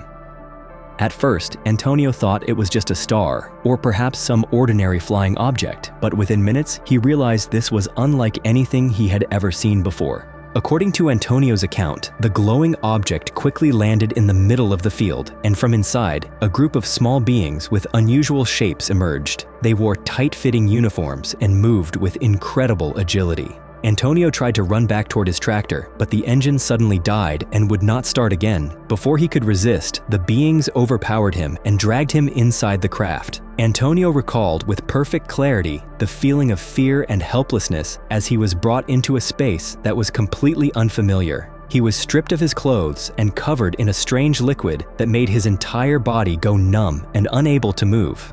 After that, Antonio was taken into a dimly lit room and forced to breathe a kind of gas that left him too weak to fight back.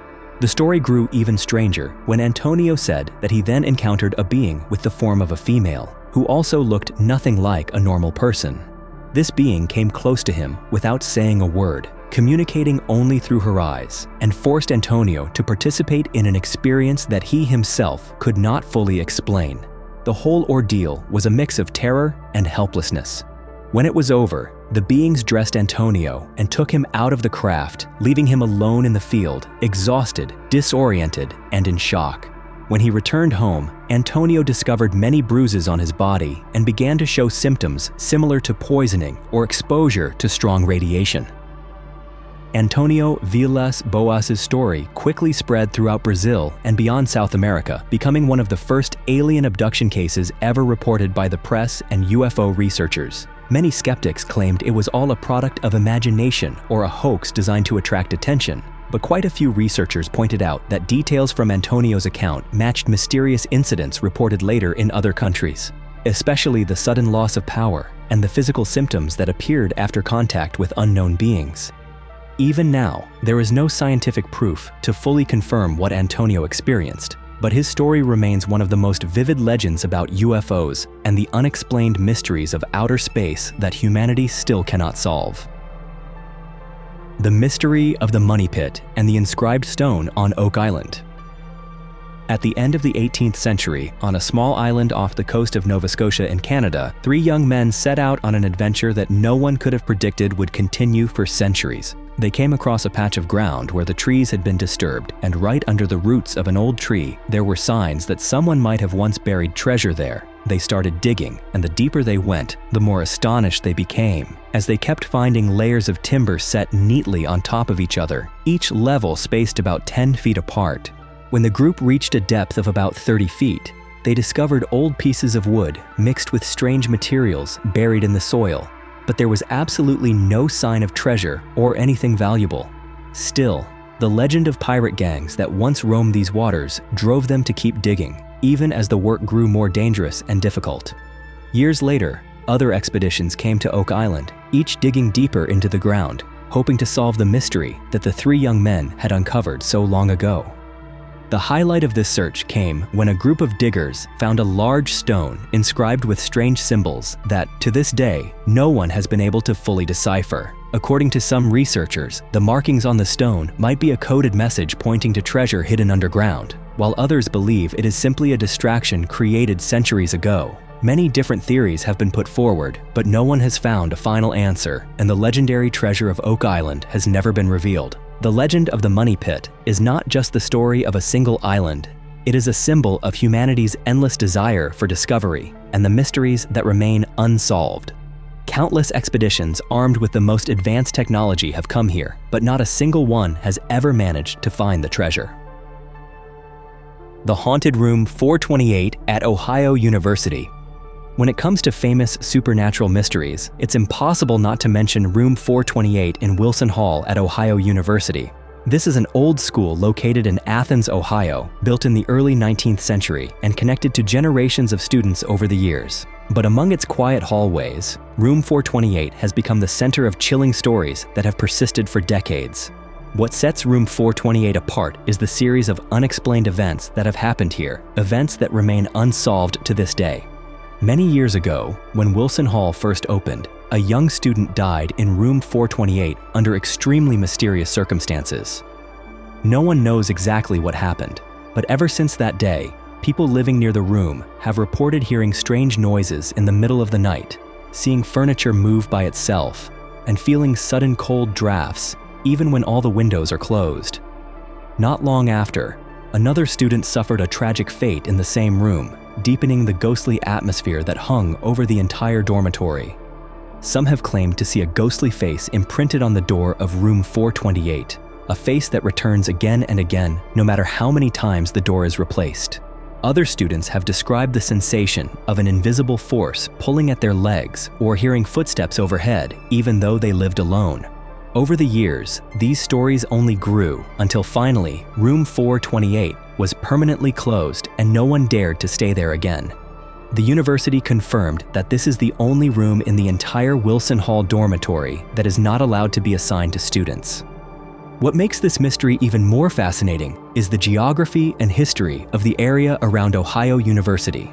There is a legend that Wilson Hall sits right at the center of 5 old cemeteries, arranged in the shape of a 5-pointed star, which is said to be the reason for so many strange happenings there. Some believe the land once belonged to Native American burial grounds or was part of the Athens Lunatic Asylum, a hospital known for its own haunted stories that have lasted for centuries. No matter what the truth may be, Room 428 at Ohio University remains a lasting part of American urban legend, a place every generation of students hears about, and a reminder that there may still be an invisible world quietly watching from behind the old dormitory walls. The Lost Labyrinth of Egypt. More than 2,500 years ago, an ancient Greek historian stood before a wonder he described as surpassing even Egypt's Great Pyramids. He spoke of an enormous underground system with thousands of rooms, covered in hieroglyphs and wall paintings, all buried beneath the desert sands. This was the Labyrinth of Hawara, but that system disappeared from human sight, turning into a legend often dismissed as pure fiction. Then, in 2008, when archaeologists excavated near the Hawara Pyramid, a labyrinth was uncovered before their eyes. Was this the legendary maze? Located in the Fayum Oasis, about 90 kilometers south of Cairo, the Hawara Labyrinth is believed to be near the pyramid of Pharaoh Amenemhat III, the last powerful king of the 12th dynasty. According to the historian Herodotus, who claimed to have seen it with his own eyes in the 5th century BC, this labyrinth was a two-level structure with nearly 3,000 rooms, 1,500 above ground and 1,500 below. He described 12 roofed courtyards, 6 to the north and 6 to the south, with winding passages connecting the rooms, corridors, and intricately carved columns. The walls were covered with hieroglyphs and paintings, and each courtyard was surrounded by perfectly joined white stone columns. Herodotus wrote, "If you combined all the buildings of the Greeks, they would not equal this labyrinth in labor and expense." And he was not the only one to see it. Other ancient historians like Strabo, Diodorus Siculus, and Manetho also spoke of a giant structure at Hawara, with some even claiming to have explored it themselves. Strangely, the Egyptians did not call it a labyrinth. To them, it may have been a burial complex, designed to protect kings and sacred crocodiles. Herodotus said the guardian refused to show him the underground chambers because they contained the tombs of the labyrinth's builders and the remains of holy crocodiles. The whole structure was surrounded by a wall 385 meters long and 158 meters wide, larger than both the Karnak and Luxor temples combined. But the mystery did not end with its discovery. After the 2008 find, Egypt's Supreme Council of Antiquities ordered a halt to publishing results, citing reasons of national security. Researcher Louis de Cordier, the leader of the Madaha group, waited 2 years for permission to go public, but never received a response. In the end, he created a website to share the discovery with the world. Since then, no major excavations have taken place, and the Hawara site remains off limits. Why would a discovery that could change history be kept secret? Does this labyrinth hold secrets that authorities don't want revealed? One theory is that the Hawara Labyrinth was a massive burial complex built to protect the tomb of Amenemhat III and his daughter. Historians believe it could contain treasures, artifacts, and texts revealing details about ancient civilizations, even those that predate written history. Some ancient records say the labyrinth was designed to confuse and protect the tomb from robbers. But others think the labyrinth may not be as grand as Herodotus described. Some scholars suggest ancient historians like Pliny may have exaggerated, relying on unreliable sources or never having seen the structure themselves. Over thousands of years, floods and quarrying in the Fayum region have altered the landscape, possibly destroying or burying large parts of the labyrinth under Nile mud. Today, the Hawara Labyrinth remains an unsolved riddle. Even though radar has confirmed the existence of underground chambers, no one is allowed to enter and explore them. The lost continent beneath the Indian Ocean. Today, our world is divided into 7 continents of different shapes and sizes, and most people assume that the map of Earth has been set in stone for millions of years. But in reality, our planet is always shifting beneath the surface, and the history of its continents holds chapters that have been completely forgotten. An unexpected discovery on Mauritius, a small island east of Madagascar, has raised new questions about an ancient continent that once existed and then vanished without a trace. The story began when scientists collected sand and mineral samples from the beaches of Mauritius. Hidden in those grains of sand, they found zircon crystals, a type of mineral so durable it can survive for billions of years. What shocked the researchers was that these crystals dated back nearly 2 billion years. while the island of Mauritius itself only rose from the sea about 9 million years ago thanks to volcanic activity. The presence of ancient zircon crystals on such a young island immediately raised doubts about their true origin.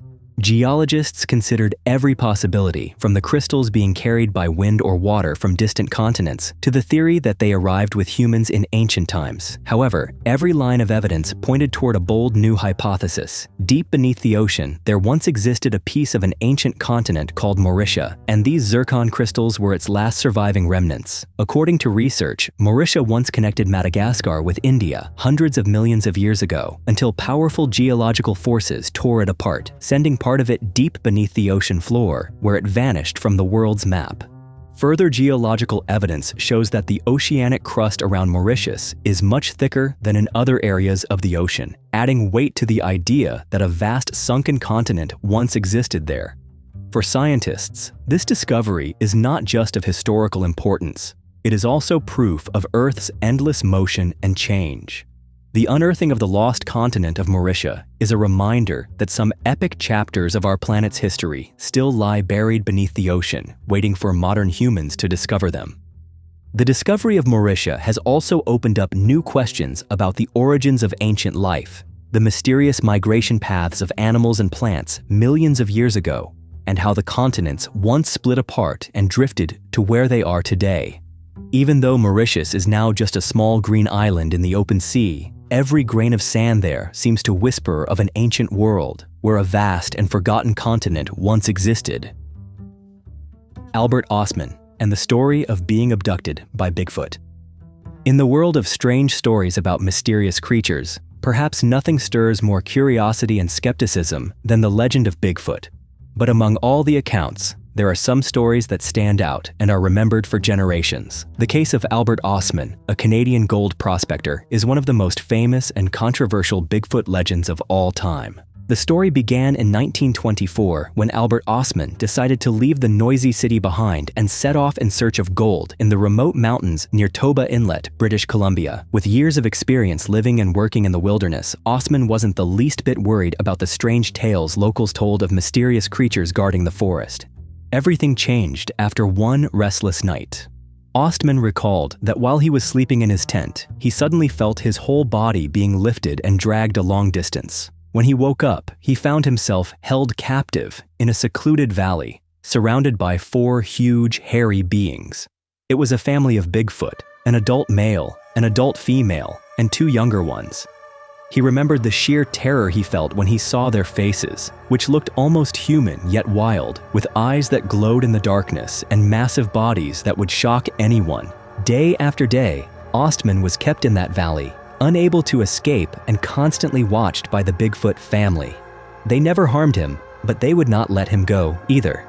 He was given roots and strange berries to eat, and sometimes the younger creatures would sneak into his backpack and steal his belongings. The details Ostman described were vivid, from the way the Bigfoot clumsily used their hands to examine his things, to how they communicated with each other using sounds unlike any animal he had ever heard. The most remarkable thing was that Ostman managed to remain calm and started to observe his captors more closely. He noticed that their behavior showed both curiosity and a certain sense of family affection. This suggested that they were not just mindless wild animals, but perhaps a small, isolated community with their own language and a way of caring for each other. After many days of planning, Ostman finally found a chance to escape when he tricked the big male with a tin of snuff, which made the creature panic and lose focus. Ostman ran through the forest and eventually found his way back to civilization. After his ordeal, it took Ostman more than 30 years before he decided to share his story with the media and researchers. At first, many dismissed it as a fabrication or the product of an overactive imagination. However, Ostman's persistence and the consistent details in his account over the years have led some experts to ask, could it be possible that an undiscovered creature is still hiding somewhere in the forests of North America? Fossil whales with legs. If there is any place on Earth that can make us reflect on the great mysteries of evolution, it must be the Valley of the Whales in Egypt, a barren land deep within the western desert where the burning sun and shifting sands have hidden wonders for millions of years. But beneath the cracked surface of this valley lie fossils that have amazed the scientific world. For here is recorded a miraculous chapter in the story of life's journey from land to ocean.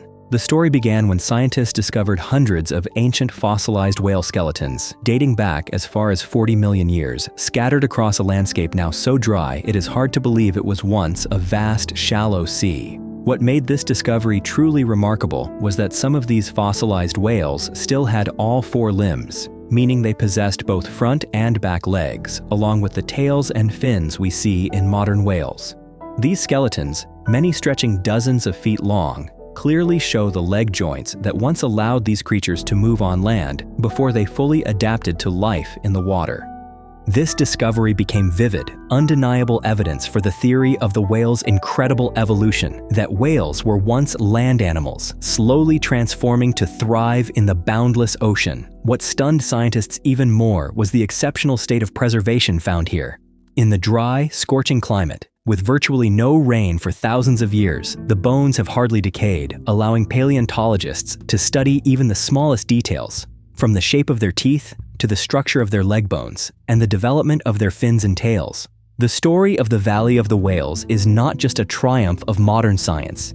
It is a powerful testament to the extraordinary power of life to adapt and transform. No one can stand in the Valley of the Whales without feeling humbled by what nature has created. These fossils serve as a reminder of the flow of time, of ancient migrations, and of the absolute power of adaptation and evolution across millions of years. The Mermaid of Kiryat Yam, Israel. If you ever thought that mermaids belonged only to old legends, then the quiet coastal town of Kiryat Yam in Israel offered the world a surprise in 2009 when many local residents claimed they had seen a strange creature right off the Mediterranean coast. What set these reports apart was that the creature people described looked half human and half fish, and suddenly, stories that once seemed like fantasy began to feel much more real.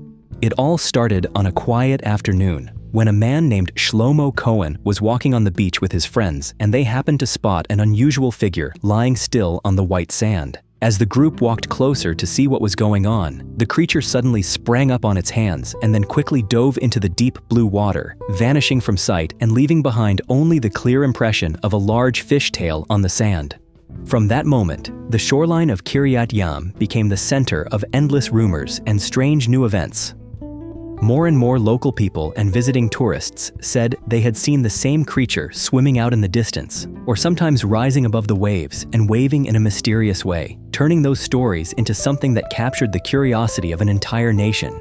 As the wave of fascination continued to grow, the authorities of Kiryat Yam decided to offer a $1 million reward to anyone who could bring solid proof that a mermaid really existed in these waters. After that announcement, teams of hunters, researchers, and even scientists began to arrive, all hoping to become the first in the world to capture real evidence of a creature that, until then, had belonged only to fairy tales.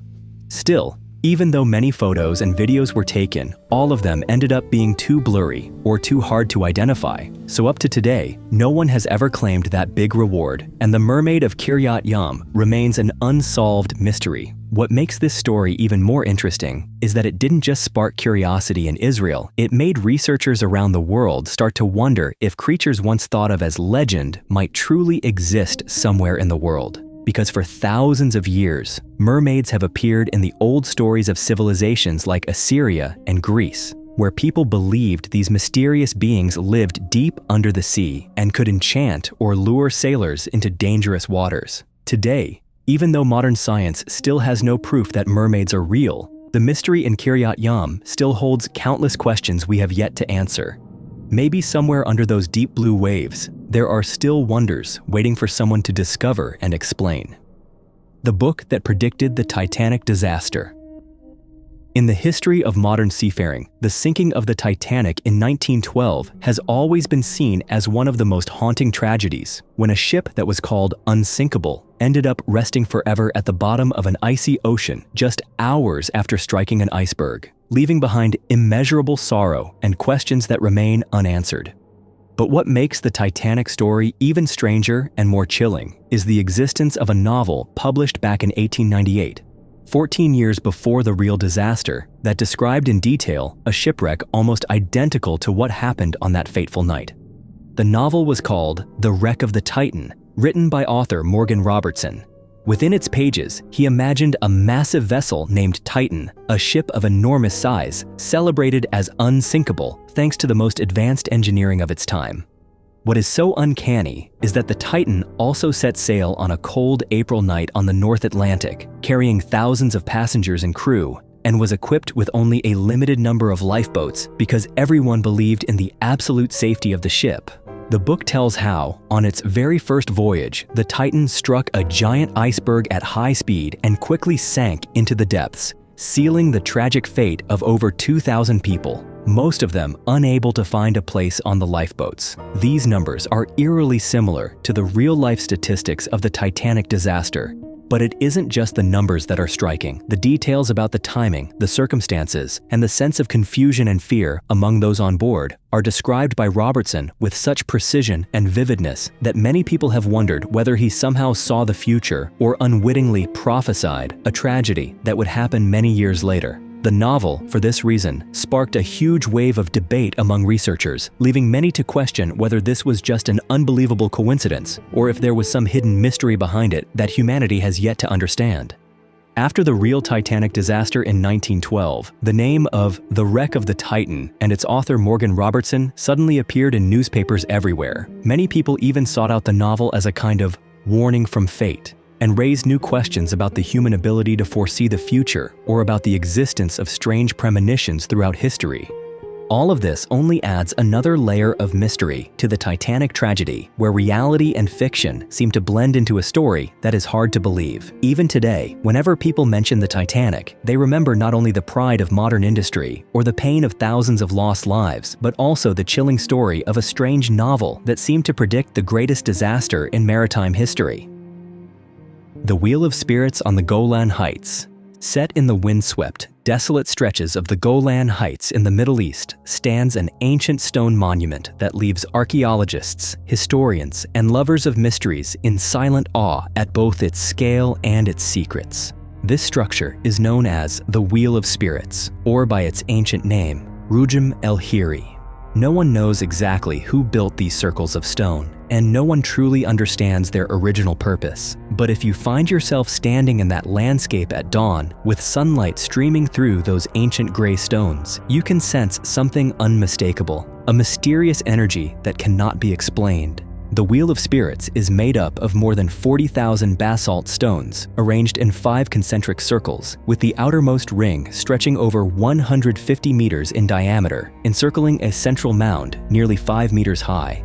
Seen from above, the entire monument resembles a giant wheel, or perhaps a gateway leading into another world. No one knows for sure when it was built, but archaeologists believe it may date back to the 4th millennium BC, which would make it as old as, or perhaps even older than, the Egyptian pyramids. What is most mysterious about the Wheel of Spirits is not just its massive construction, but the meaning and purpose it has left behind for future generations.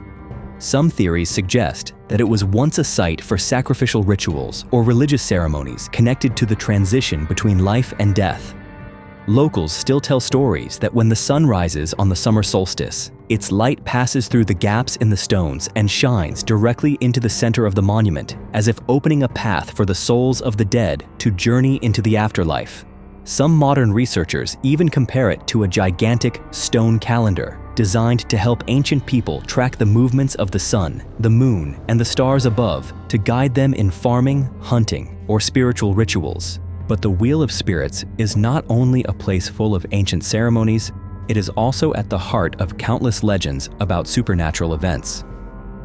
Some say that on moonless nights, the shadows of ancient spirits can still be seen moving around the stone circles, as if they have never truly left this place. In recent years, Rujum el-Hiri has become not only a destination for scientists, but also a magnet for archaeologists, documentary filmmakers, spiritual researchers, and curious travelers. Yet, despite all the studies and research, the theories about this monument remain unresolved. Some people are convinced that it was once a sacred site for sacrificial rituals. Others lean toward the idea that it was a gateway to the heavens, opening into the unseen world, while some even connect it to a long-lost civilization that once thrived on the Golan Heights before being buried beneath the dust of time. Perhaps the most captivating thing about the Wheel of Spirits is not the answers it may hold, but the hundreds of questions that remain. Every stone, every circle holds its own mystery. Stories of a vanished civilization, of beliefs and fears that once shaped how people faced things far beyond their understanding. The Indus Valley Script. More than 4,000 years ago, on the vast lands surrounding the Indus River, there once thrived an ancient civilization of remarkable achievement. Here, great cities like Harappa and Mohenjo-Daro rose, with carefully planned streets, houses, and drainage systems that far surpassed many other civilizations of the same era. Yet, there remains one thing that archaeologists and historians have not been able to explain: the writing system of the Indus people. Since the late 19th century, when archaeologists first discovered small stone seals carved with mysterious symbols, people have wondered, what do these signs mean, and what stories do they tell about a culture that was once so advanced? These seals are usually only as small as the palm of a hand, each carved with images of animals, people, and a series of strange characters. To this day, researchers have collected more than 4,000 such seals, but no one has ever been able to read a single line from them. The signs on the Indus seals are truly unique. They do not resemble any other known ancient writing system, such as Egyptian, Mesopotamian, or Chinese scripts.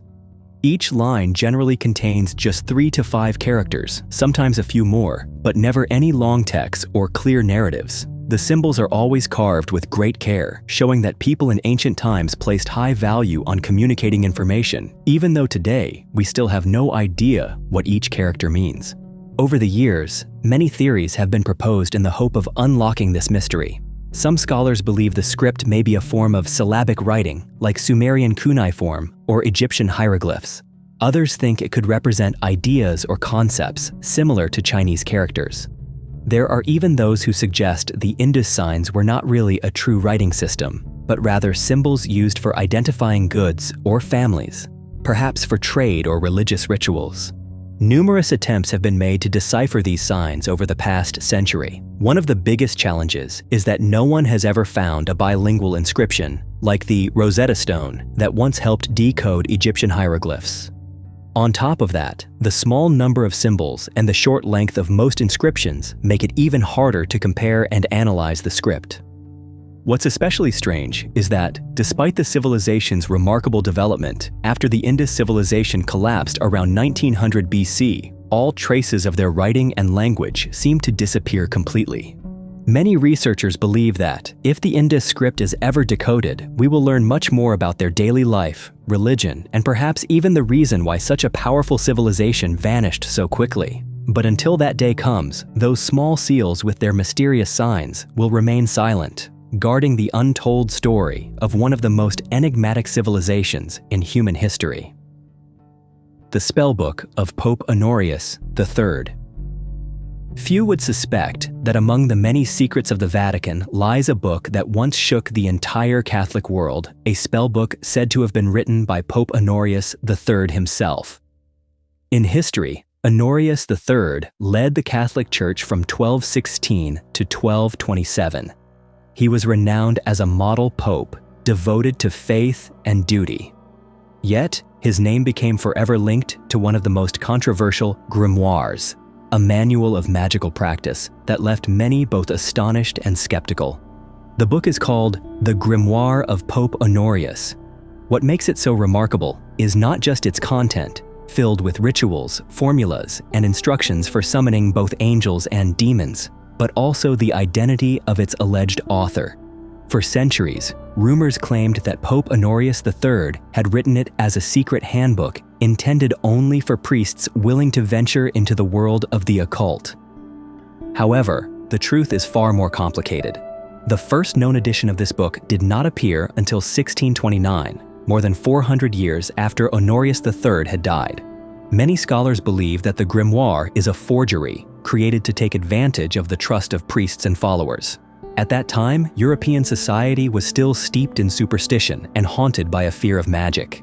By attaching the Pope's name to a book of mystical rituals, its creators made it seem legitimate and powerful in the eyes of many. Despite all the controversy over its origins, the grimoire of Pope Honorius has continued to inspire suspicion and fear. Some believe it is a genuine secret legacy that the Vatican has tried to hide. Others argue that it is nothing more than a clever hoax meant to prey on the superstitions of the Middle Ages. But there is no denying that this book created a tangled connection between the Church and the magical practices that it once so fiercely condemned. Megalodon, the ancient phantom of the deep. For millions of years, the ocean was ruled by a creature so fearsome that just mentioning its name was enough to make all other sea life tremble. That creature was the Megalodon, the giant shark that once dominated the seas as an unrivaled lord of the deep. With jaws so wide they could swallow 2 grown adults in a single bite and teeth as sharp as razors, it is considered the most formidable predator ever to exist on Earth. But the question that keeps people staring out at the open sea is this: has the Megalodon truly gone extinct, or could it still be lurking in the depths where no human has ever ventured? According to fossil records, the Megalodon is believed to have disappeared around 3.6 million years ago. As Earth's temperatures began to fall and the warm waters it called home gradually vanished, the change in climate, along with the loss of its main food sources, meant that it could no longer survive as a species.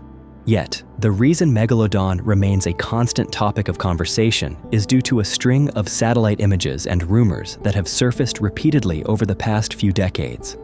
Some people claim to have seen the shadow of a gigantic creature swimming near the coast, or have heard strange sounds rising from the deep ocean. They compare the size of these shadows to that of a bus and point to them as undeniable evidence that the Megalodon still lives somewhere out there. But the reality of science is much less romantic. Up to now, there is no convincing evidence that Megalodon still exists. No new teeth have been discovered. No whale carcasses have turned up with massive bite marks, and no sonar scans have ever picked up the movement of a creature as large as a 3-story building beneath the waves. Scientists also note that if Megalodon were still alive, it would need an enormous amount of food every day, something the modern ocean simply cannot provide without leaving a trace. Additionally, what were once thought to be recent fossil teeth have turned out to be millions of years old, simply well preserved thanks to special geological conditions. This only strengthens the theory that Megalodon truly became extinct long ago. Still, Megalodon lives on in our imagination, not because we truly believe it still survives, but because it stands for a time when the ocean was an incredibly dangerous place. The Legend of Giants and the Ancient Stone Temples of Malta. If you ever find yourself on the small island of Gozo in Malta, you can't help but be amazed by the ancient ruins standing tall against the blue sky, with sea winds sweeping through every stone slab. These are the Gantija temples, a mysterious site that the islanders have long believed could only have been built by giants.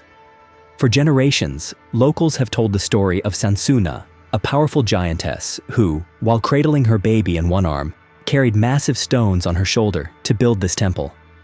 For those who came later and saw firsthand the 6-meter-high stone walls and blocks weighing up to 50 tons, it was impossible to imagine that ordinary people could ever move and arrange such enormous materials, and so the legend of the giant Sansuna spread even further. Modern science shows that Gantija was built around 3600 BC, older than even the famous pyramids of Egypt. It has been determined that across the islands of Malta and Gozo, there are as many as 23 different megalithic temples, 6 of which have been recognized by UNESCO as World Heritage Sites. Each temple, such as Menadra, Hagar Kim, or Tarxian, has its own unique structure and seems to have been built according to ancient astronomical and religious principles that we still haven't fully deciphered. Some researchers have even proposed that Malta could be a surviving part of the legendary city of Atlantis, with structures dating back more than 11,000 years, which would mean that the history of humanity is far more complicated than we ever imagined. Today, although scientists have experimented with various methods to move these stones, like rolling them on logs or combining human strength with pulley systems, no one can say for sure how people in the past managed to build these temples on a small island in the middle of the Mediterranean. That's why many still believe that only giants or some force beyond our current understanding could have created such stone wonders. Perhaps it is exactly this enduring mystery that makes Malta's megalithic temples such a captivating destination for anyone fascinated by history, archaeology, and the ancient legends of powers that surpass the limits of human imagination. Dark oxygen. Scientists have just discovered a phenomenon that seems almost impossible to believe. Oxygen is being produced at the very bottom of the ocean, and this could completely change the way we understand a world we thought we had already explored. Leading this discovery is Dr.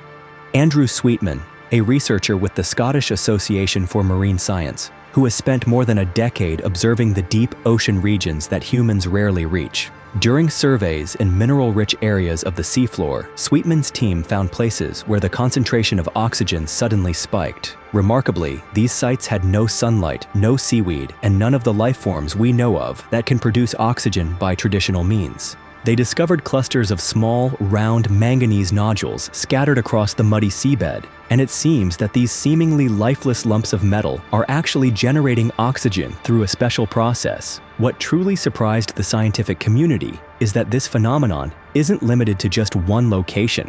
It's now been detected in 6 different spots around the globe. This led Dr. Sweetman to believe we might be standing at the threshold of a whole new biological and chemical rule, one that could exist independently from every condition modern science has always considered essential for life. If the ocean floor can create oxygen in darkness, with no living organisms and no sunlight, then what other environments in this universe might be quietly fostering life in ways we've never imagined?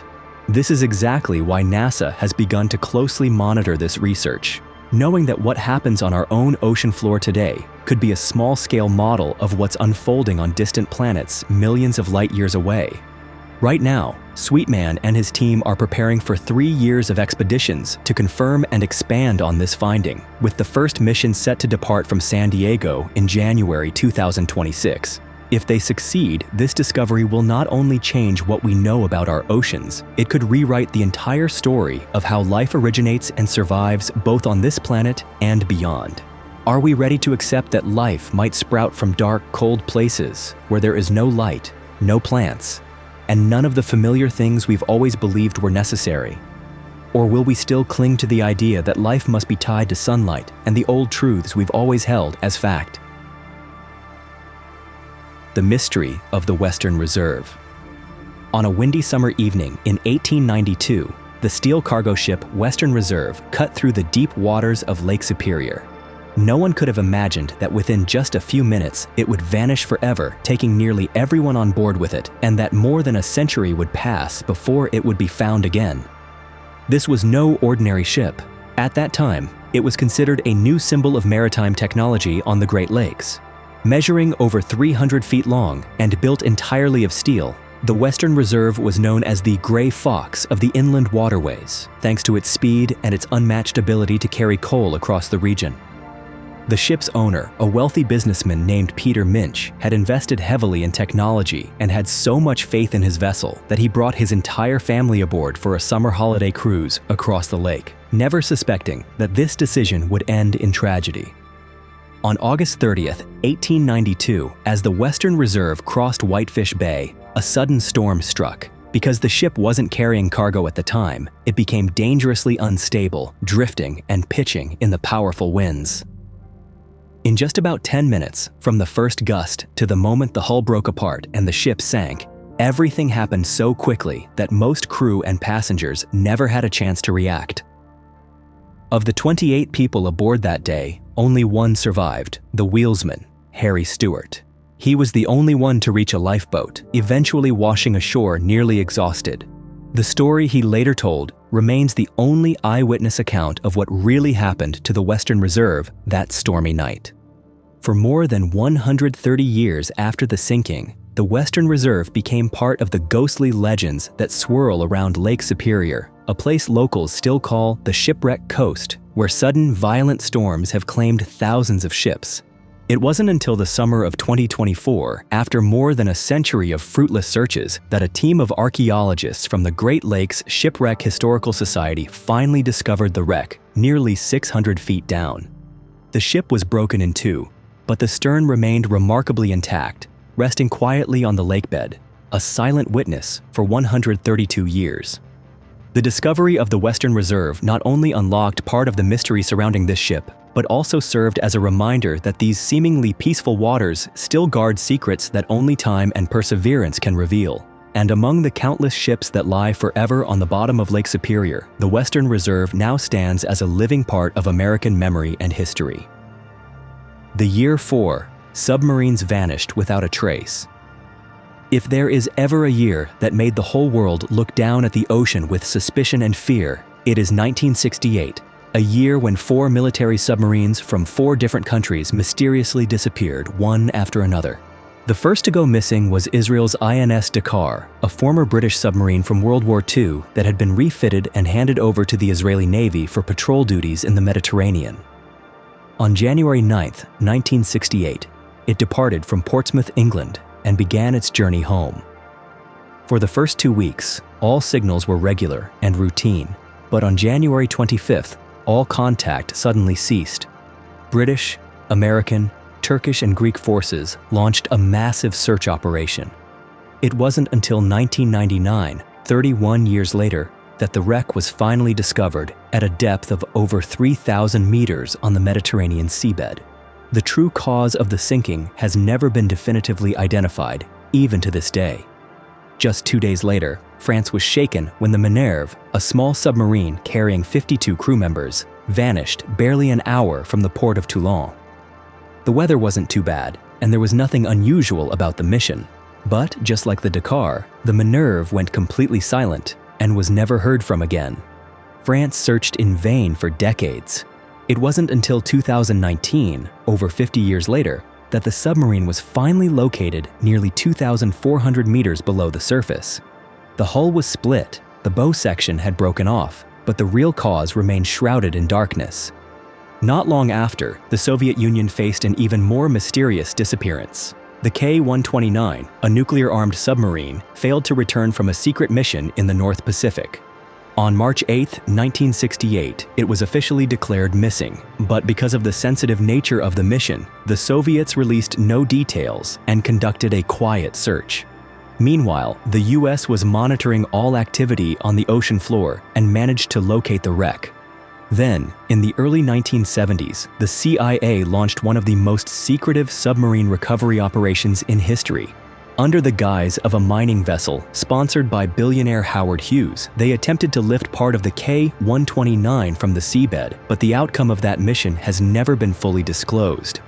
Finally, there was the USS Scorpion from the United States, a skipjack-class attack submarine carrying 99 crew members, which disappeared in May 1968 while returning from a mission in the Atlantic. The last signal it sent reported tracking a Soviet ship, and then there was only absolute silence. 6 months later, the wreck was found at the bottom of the Atlantic near the Azores. Theories about what happened range from an internal torpedo explosion to technical failure to even the possibility of an attack, but to this day, the US Navy has never given an official explanation.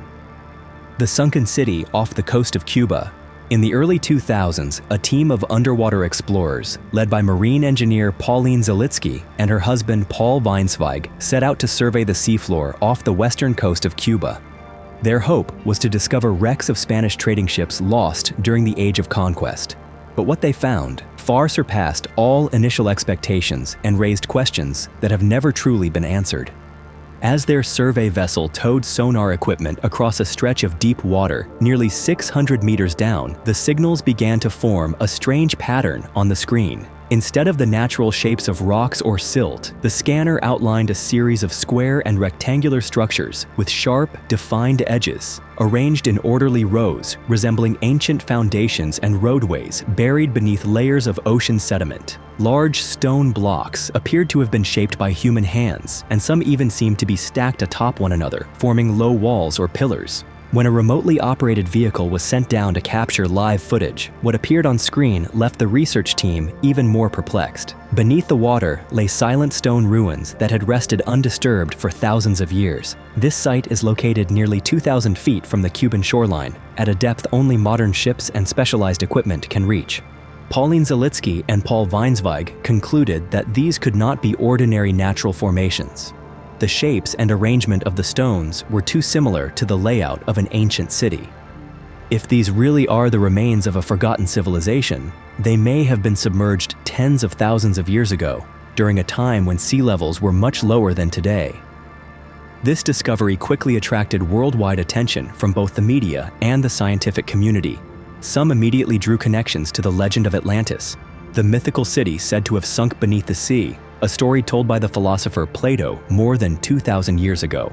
Others took a more cautious approach, suggesting these might simply be the result of rare geological processes or a unique formation of marine limestone. Yet, after those initial surveys, the research project seemed to fall silent. No new data emerged, no further reports were released, and all the questions about the true origins of the mysterious stone structures off Cuba remain unanswered. Some believe the Cuban government or other major powers have deliberately kept the truth hidden, while many scientists point to the overwhelming costs and technical challenges of retrieving samples from such depths as the main reason further study has stalled. The pages the Vatican doesn't want anyone to read. Canon 489 is not a legend or a rumor. It is a real archive, meticulously preserved since the 18th century, and it contains detailed records of serious incidents involving crimes, misconduct, and the ways the Church has handled those problems. These files are not just collections of priests' confessions, but also include internal correspondence, reports from dioceses, and directives from high-ranking officials ordering internal resolution or destruction of sensitive documents. For generations, these records were kept, but they were hidden from the public, from the media, and even from outside legal authorities. It wasn't until 2002, when the child abuse scandal in the Boston Archdiocese exploded, that part of the truth finally began to surface. American courts forced the local church to release related documents, and some files similar to those in Canon 489 were brought into the light. What the world saw was a long chain of cover-ups. Priests accused of crimes quietly transferred to other locations, victims urged to remain silent, and letters from senior officials revealing that everything was known, but nothing was ever made public. Yet most of the documents in Canon 489 have never been disclosed. Only a handful of people in the Vatican have access to them, and anyone who has ever worked near this archive is bound by a vow of absolute secrecy. What troubles many is not just that these offenses once happened, but that they were so carefully recorded, and yet never brought to light unless forced by outside pressure. If the Church truly seeks purity, why are these files still so tightly guarded? The submerged Great Wall in China. Most people think of the Great Wall of China as stretching proudly across northern mountains or winding its way along dramatic ridgelines, but few realize that part of this ancient dragon now quietly slumbers beneath the waters of Hebei province. This story began in the 1970s when China undertook a massive hydroelectric project called Panjiakou, a modern feat meant to supply water and power to an entire region, but one that would forever alter the landscape and history of the area. When the Panjiakou Dam was completed in 1975, waters from nearby rivers began to rise, flooding an entire valley that had once been dotted with villages and, most remarkably, was home to a centuries-old stretch of the Great Wall, witness to the tides of history. Today, in the Panjiakou Reservoir, when the water level drops during the dry season or in years of drought, visitors can catch a glimpse of a section of the wall, its rugged stone steps and crumbling Ming-era watchtowers emerging above the surface. But for most of the year, these ruins remain completely hidden beneath deep blue water, and anyone unaware of this secret would never guess that beneath the tranquil lake lies a piece of the greatest structure ever built by human hands. More than just a curious tourist destination, this submerged stretch of the Great Wall stirs the imagination and sense of nostalgia in countless visitors. Many historians and archaeologists lament the loss of a part of World Heritage now buried beneath the reservoir, sacrificed for the demands of modern development. Yet, in a twist of fate, the underwater wall remains far better preserved than many above-ground sections, protected from the ravages of people and time, unlike so many other parts that have been damaged or worn away over the centuries. The Roman granite shipwreck in Israel. On an ordinary day along the shore of Yanai, Israel, a local swimmer made a discovery that had lain quietly for 2,000 years, hidden among the sand and surf. the wreck of a Roman cargo ship carrying granite, a silent testament to the prosperity of an empire whose reach once spanned the Mediterranean world. The story began when the swimmer noticed something unusual beneath his feet. When a team of archaeologists arrived to investigate, they were astonished by the sight before them. Resting in the shallow water were dozens of massive granite blocks, most of them still intact, neatly lined up as if they'd just been offloaded from the ship's hold, waiting for human hands to carry them ashore. These blocks were among the most prized building materials of the Roman era, used for temples, grand public buildings, and luxurious villas across the Mediterranean. Experts determined this was the wreck of a large Roman merchant ship, likely setting out from what is now Turkey or Greece, carrying granite blocks and intricately carved columns destined for major cities like Alexandria in Egypt or Gaza. But fate was not kind to the crew. Caught, perhaps, by a sudden and violent storm, the ship went down just off the coast, its entire cargo and hull buried beneath sand and sea for nearly 2 millennia. What's remarkable is that not only the granite blocks remain, but also numerous objects, fragments, and even Roman coins and pottery, all preserved inside the wreck. The discovery of this stone-laden ship not only sheds new light on the ancient trade routes, but also raises fresh questions about the Roman seafarers, the once thriving cities that lined the Mediterranean, and the countless unnamed losses claimed by the stormy seas. As the afternoon sun glimmers across the waters of Yanai, it's hard to imagine that just below the surface lies the quiet ruin of an empire that once stretched across 3 continents. The forgotten civilization of Morocco. When people talk about the history of Morocco, many still believe that this land was once nothing more than wilderness, and that true civilization only began when the first Phoenician ships arrived about 3,000 years ago. However, the latest archaeological discoveries at Kachkuch have completely overturned that assumption.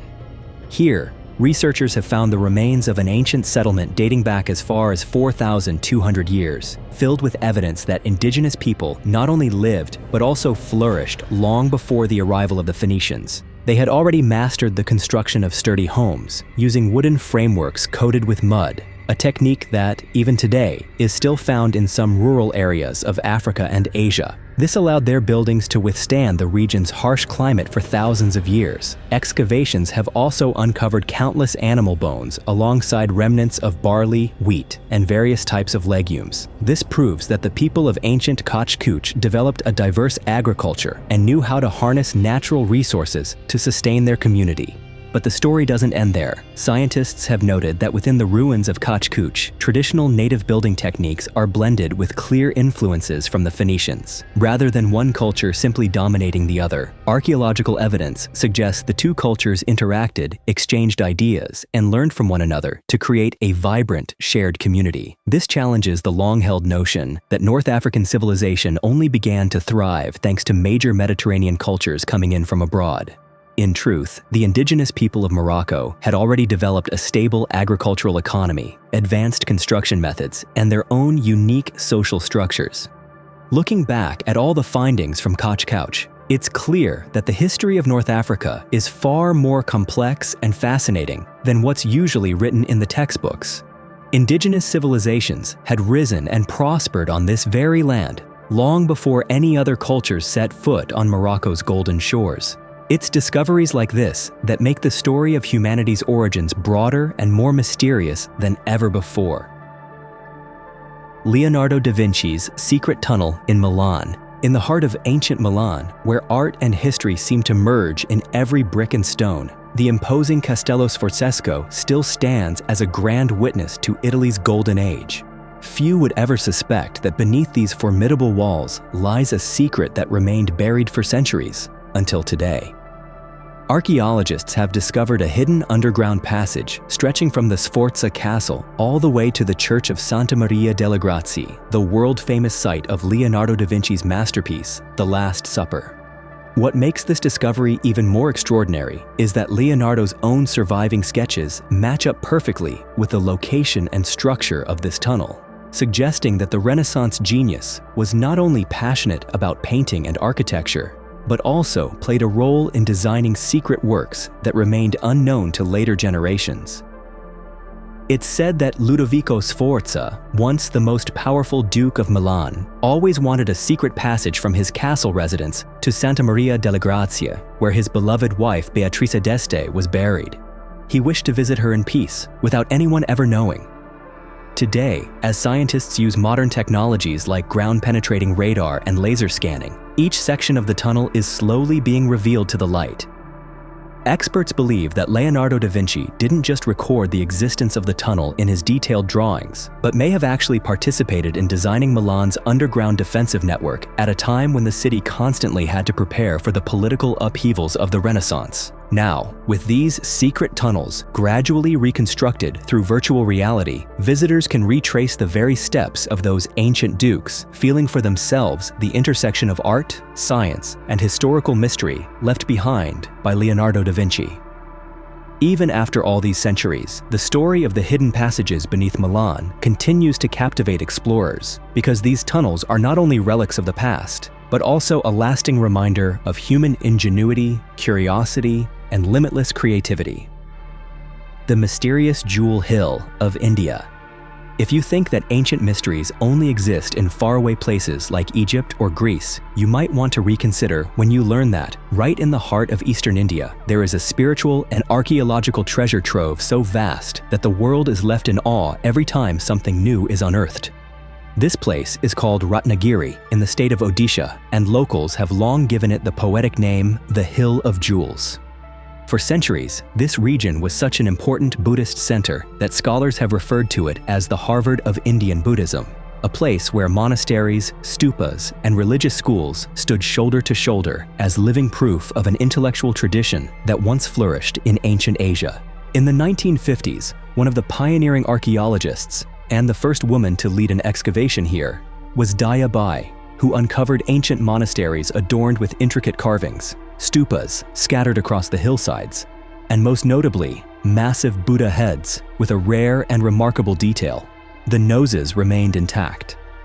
In the world of archaeology, it is incredibly rare for ancient statues to retain their noses, since for thousands of years, invaders have sought to destroy sacred faces in an effort to erase religious meaning. Yet the statues at Ratnagiri have endured through the ages, as if protected by the very faith of those who created them. Researchers believe that Ratnagiri was once an academic hub connected to Nalanda, India's legendary ancient university, and that monks from all over the region would gather here to learn, exchange knowledge, meditate, and spread the teachings of Buddhism. However, from the 13th century onward, this place was mysteriously abandoned, and no one truly knows why. Was it war, natural disaster, or some other event lost to history? Today, although much of Ratnagiri has been excavated and preserved, experts are convinced that beneath the soil lie many more temples, statues, and secrets yet to be revealed. In a way, each time a statue is brought to light or a monastery corridor is uncovered, it is as if history comes alive once more, carrying with it the story of a civilization that placed wisdom at its center and drew strength from its deepest beliefs. The lost Maya city of Okamtun. Deep within the tangled and seemingly endless jungles of the Yucatan Peninsula, the very cradle of ancient Maya civilization, Okamtun lay silent for thousands of years, a mystery buried by time itself. That was until modern technology opened the door to a discovery that would completely change our understanding of one of Central America's greatest civilizations. Thanks to LiDAR technology, a laser scanning system that can see through dense jungle canopies, researchers uncovered a sprawling Maya city, complete with massive stone structures, strange circular platforms, and large ceremonial areas that had never been known before. This place, now called Okamtun, is a new name on the archaeological map, but in truth, it's an ancient piece of a golden era that scholars are still trying to fully understand. The first person to set foot at the ruins was archaeologist Ivan Shprits, who, together with his team, trekked dozens of miles through the jungle, bringing equipment and hope to verify what the LiDAR scans had shown from the air. The results far exceeded all expectations because Okamtun was not just a cluster of ancient buildings, it was a political and cultural center that may once have been the capital of an entire region at the height of Maya civilization. The team found sturdy stone structures with long corridors, wide terraces, and round platforms that may have been used for religious ceremonies or communal gatherings. Most striking of all were fragments of ancient pottery dating back as far as 1,000 years before Christ, showing that people lived here from a very early period. What especially fascinates archaeologists is that, while many other Maya cities collapsed or were abandoned long ago due to war, natural disasters, or climate change, Okomtun seems to have persisted for a remarkably long time and may even have been inhabited right up until the Spanish arrived in the region in the 16th century.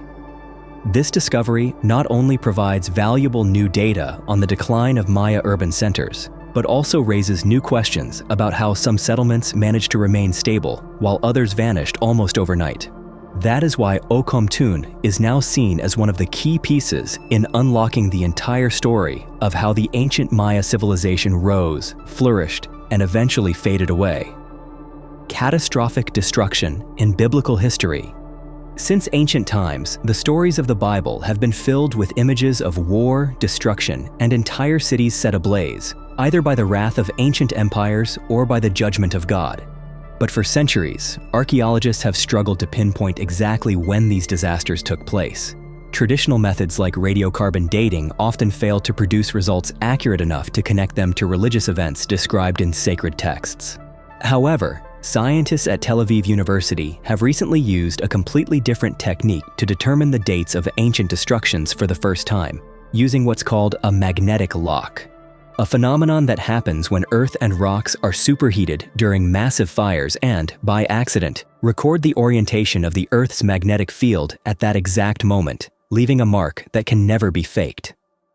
Leading the research team was scientist Yoav Vaknin, who analyzed burnt layers of earth and charred bricks at dozens of archaeological sites in the region. Among them was Gath, a city known as the home of the giant warrior Goliath, and also one of the most important locations in the history of the Philistines.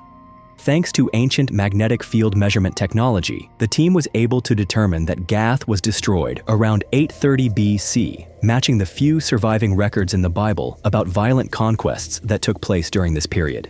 In addition to Gath, two other archaeological sites, Tel Rehof and Tel Beth Shean, showed evidence of being burned at the same time. Meanwhile, Tel Zayt revealed a completely separate destruction layer, which could be proof of a different war that happened a few decades later. This new approach has changed the way archaeologists look at ancient catastrophes. Instead of just guessing based on soil layers and pottery, they can now identify the timing of destruction events to within just a few years, with almost absolute accuracy, thanks to the Earth's magnetic field, a record that can't be faked and isn't affected by the passage of time. Because of this, researchers can now not only clarify the timeline of biblical disasters, but also reconstruct a much more detailed picture of regional warfare in ancient Canaan than ever before. With every burned layer uncovered, humanity takes one step closer to the truth behind stories that once seemed to exist only in faith, but are now being confirmed by the very marks left in the Earth itself after thousands of years. Evidence of a parallel universe in Antarctica. Amid the freezing, desolate expanse of Antarctica, a place where it seems nothing exists but endless snow and biting winds, a scientific device called ANITA made a discovery that could completely change the way we understand the universe. ANITA, short for Antarctic Impulsive Transient Antenna, is a cosmic ray detector suspended from a balloon, floating high above the thick Antarctic ice to catch high-energy signals from space. But instead of picking up cosmic rays coming from above, as expected, ANITA detected signals coming from below. According to scientists, some of the extremely high-energy rays recorded by ANITA appeared to shoot straight up from deep within the Earth, a phenomenon that, based on current physics, should be almost impossible. These particles, called neutrinos, should not be able to pass all the way through the Earth and reappear on the surface with the same shape and energy.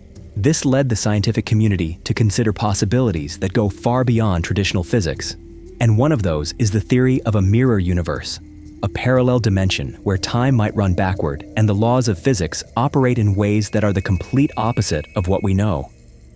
For a long time, this theory seemed like pure science fiction, but the findings from ANITA have brought it back to the discussion table in a much more serious way. even though, for now, there is still no clear proof that a mirror universe actually exists. Still, the fact that scientists must turn to such ideas to explain what happened in Antarctica shows that there are countless things about the universe we still don't understand.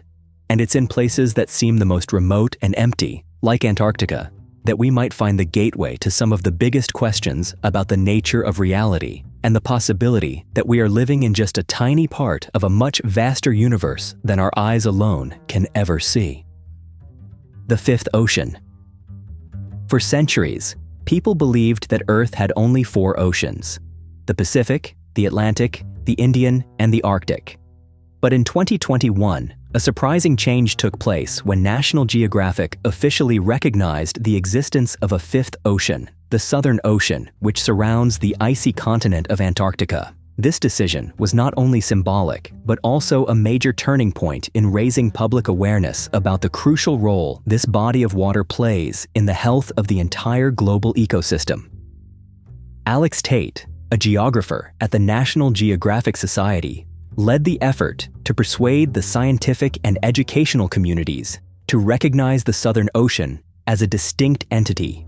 He explained that the current encircling Antarctica, known as the Antarctic Circumpolar Current, is the only water system that connects all the other oceans. It's also the main factor that helps regulate the planet's climate by transferring heat and carbon between the world's seas. While other oceans are mostly defined by their geographic boundaries, the Southern Ocean is characterized by its unique biological features and its far-reaching environmental impact. Adding the Southern Ocean to the official map not only gives students a more accurate and complete view of the world, but it also helps scientists emphasize the urgent need to protect this southernmost sea from growing threats like melting ice, climate change, and overexploitation of resources. While the decision may seem as simple as adding a name to a list for scientists, environmentalists, and educators, it serves as a reminder that there is still much about our planet that we don't fully understand, and that every new discovery opens another chapter in the ongoing journey to preserve life on Earth. The mysterious sound in Nunavut, Canada. In one of the most remote and frigid regions of Canada, where snow and ice cover the land year-round and the ocean is almost always frozen, local Inuit living near the Igloolik area in the territory of Nunavut have reported a strange phenomenon that has drawn the attention of both the government and the military. It is the emergence of a mysterious sound coming from the ocean floor, which they call the ping, or sometimes the hum, clearly audible underwater in the Fury and Hecla Strait. This sound is not only strange, but also seems to have had a real effect on the surrounding environment. Since it first began, local people say that seals, a traditional and vital food source for the community, have almost completely vanished from the hunting grounds. The phenomenon was first noticed around 2016, and to this day, there is still no clear explanation, even though hunters and fishermen insist they hear the sound every time they go out to sea. Some believe the noise could come from a foreign submarine covertly operating beneath the thick ice, while others suspect it might be a secret technology related to undisclosed military surveillance devices. Still, some even believe that the sound might be produced by some mysterious creature lurking on the ocean floor, something modern science has never encountered before. The Nunavut government officially requested help from the Canadian military, and the Air Force sent a flight crew to survey the area with radar and sonar equipment, but they found no unusual objects or activities under the sea. Even so, the strange disappearance of marine animals, combined with the direct experience of local residents, continues to raise questions that remain unanswered. And while scientists work to analyze data and collect more evidence, that strange ping still occasionally echoes across the frozen ocean, a reminder that there may still be secrets hidden somewhere in the cold darkness beneath the ice of the north. Ancient menus of Sicily, Italy. When people think of Italian cuisine today, they usually picture pizza, pasta, or wine. But few realize that hundreds of years ago, the people of Sicily enjoyed an incredibly diverse and complex menu, one that reflected the deep cultural blending of ancient Mediterranean civilizations. By analyzing 130 fragments of medieval pottery, archaeologists have discovered that Sicilians of old didn't just eat to survive. They truly appreciated food as an important part of both their spiritual and social lives. Using microanalysis techniques on residue left on the pottery, researchers found traces of many different foods, including milk, meat, fish, and, most intriguingly, fruits that were used to create sweet and sour dishes or mixed directly into savory meals. The results show that medieval Sicilians had remarkably sophisticated tastes. They were not afraid to combine seemingly opposite ingredients to create unique and appealing flavors, revealing a culinary culture that had already reached a very advanced level, even in the early Middle Ages. There were also clear differences between the diets of city dwellers and those living in rural areas. Urban residents tended to eat a wider variety of dishes with more complex combinations, while people in the countryside focused on familiar staples like pork and grapes, two ingredients commonly used in festivals and everyday meals. These discoveries not only shed light on the eating habits of ancient peoples, but also help paint a fuller picture of how medieval Sicilian society developed, showing that food was much more than just a basic need. It was a cultural bridge connecting the many different communities that called the island home over the centuries. 6,000 years of history in England unearthed by a power line project. What began as a routine modern project, removing high-voltage power lines in the English countryside, turned into a stunning archaeological discovery that revealed over 6,000 years of history. When excavators broke ground, what they uncovered was not just the foundations of an ancient Roman settlement, but also evidence of human life from the Neolithic and Bronze Ages, including numerous everyday tools, animal bones, and complex structures never before recorded in the area. This site appears to have been used continuously by ancient communities over many millennia, and what most impressed the researchers was the remarkably well-preserved condition of many artifacts. This suggests that the area once served as a major residential or ceremonial center throughout the long history of the region's native peoples. They found traces of wooden houses built alongside ditches and stone walls, together with a wealth of bronze and flint tools, proving that this was not just a place to live, but also a center for crafting and trade. Fragments of Roman pottery were found right beside the bones of domesticated animals like cattle and sheep, reinforcing the idea that this land witnessed many waves of settlement, each leaving behind its own unique cultural imprint. This unexpected archaeological project has not only brought invaluable new knowledge about the history of England, but it also serves as a powerful reminder that, beneath the very ground we walk on every day, countless untold stories from humanity's distant past may still be waiting to be discovered. If you find yourself drawn to mysteries just like we are, don't forget to subscribe to the channel and leave a comment below about what sparks your curiosity the most. Let's keep exploring the strange and fascinating together in the next video.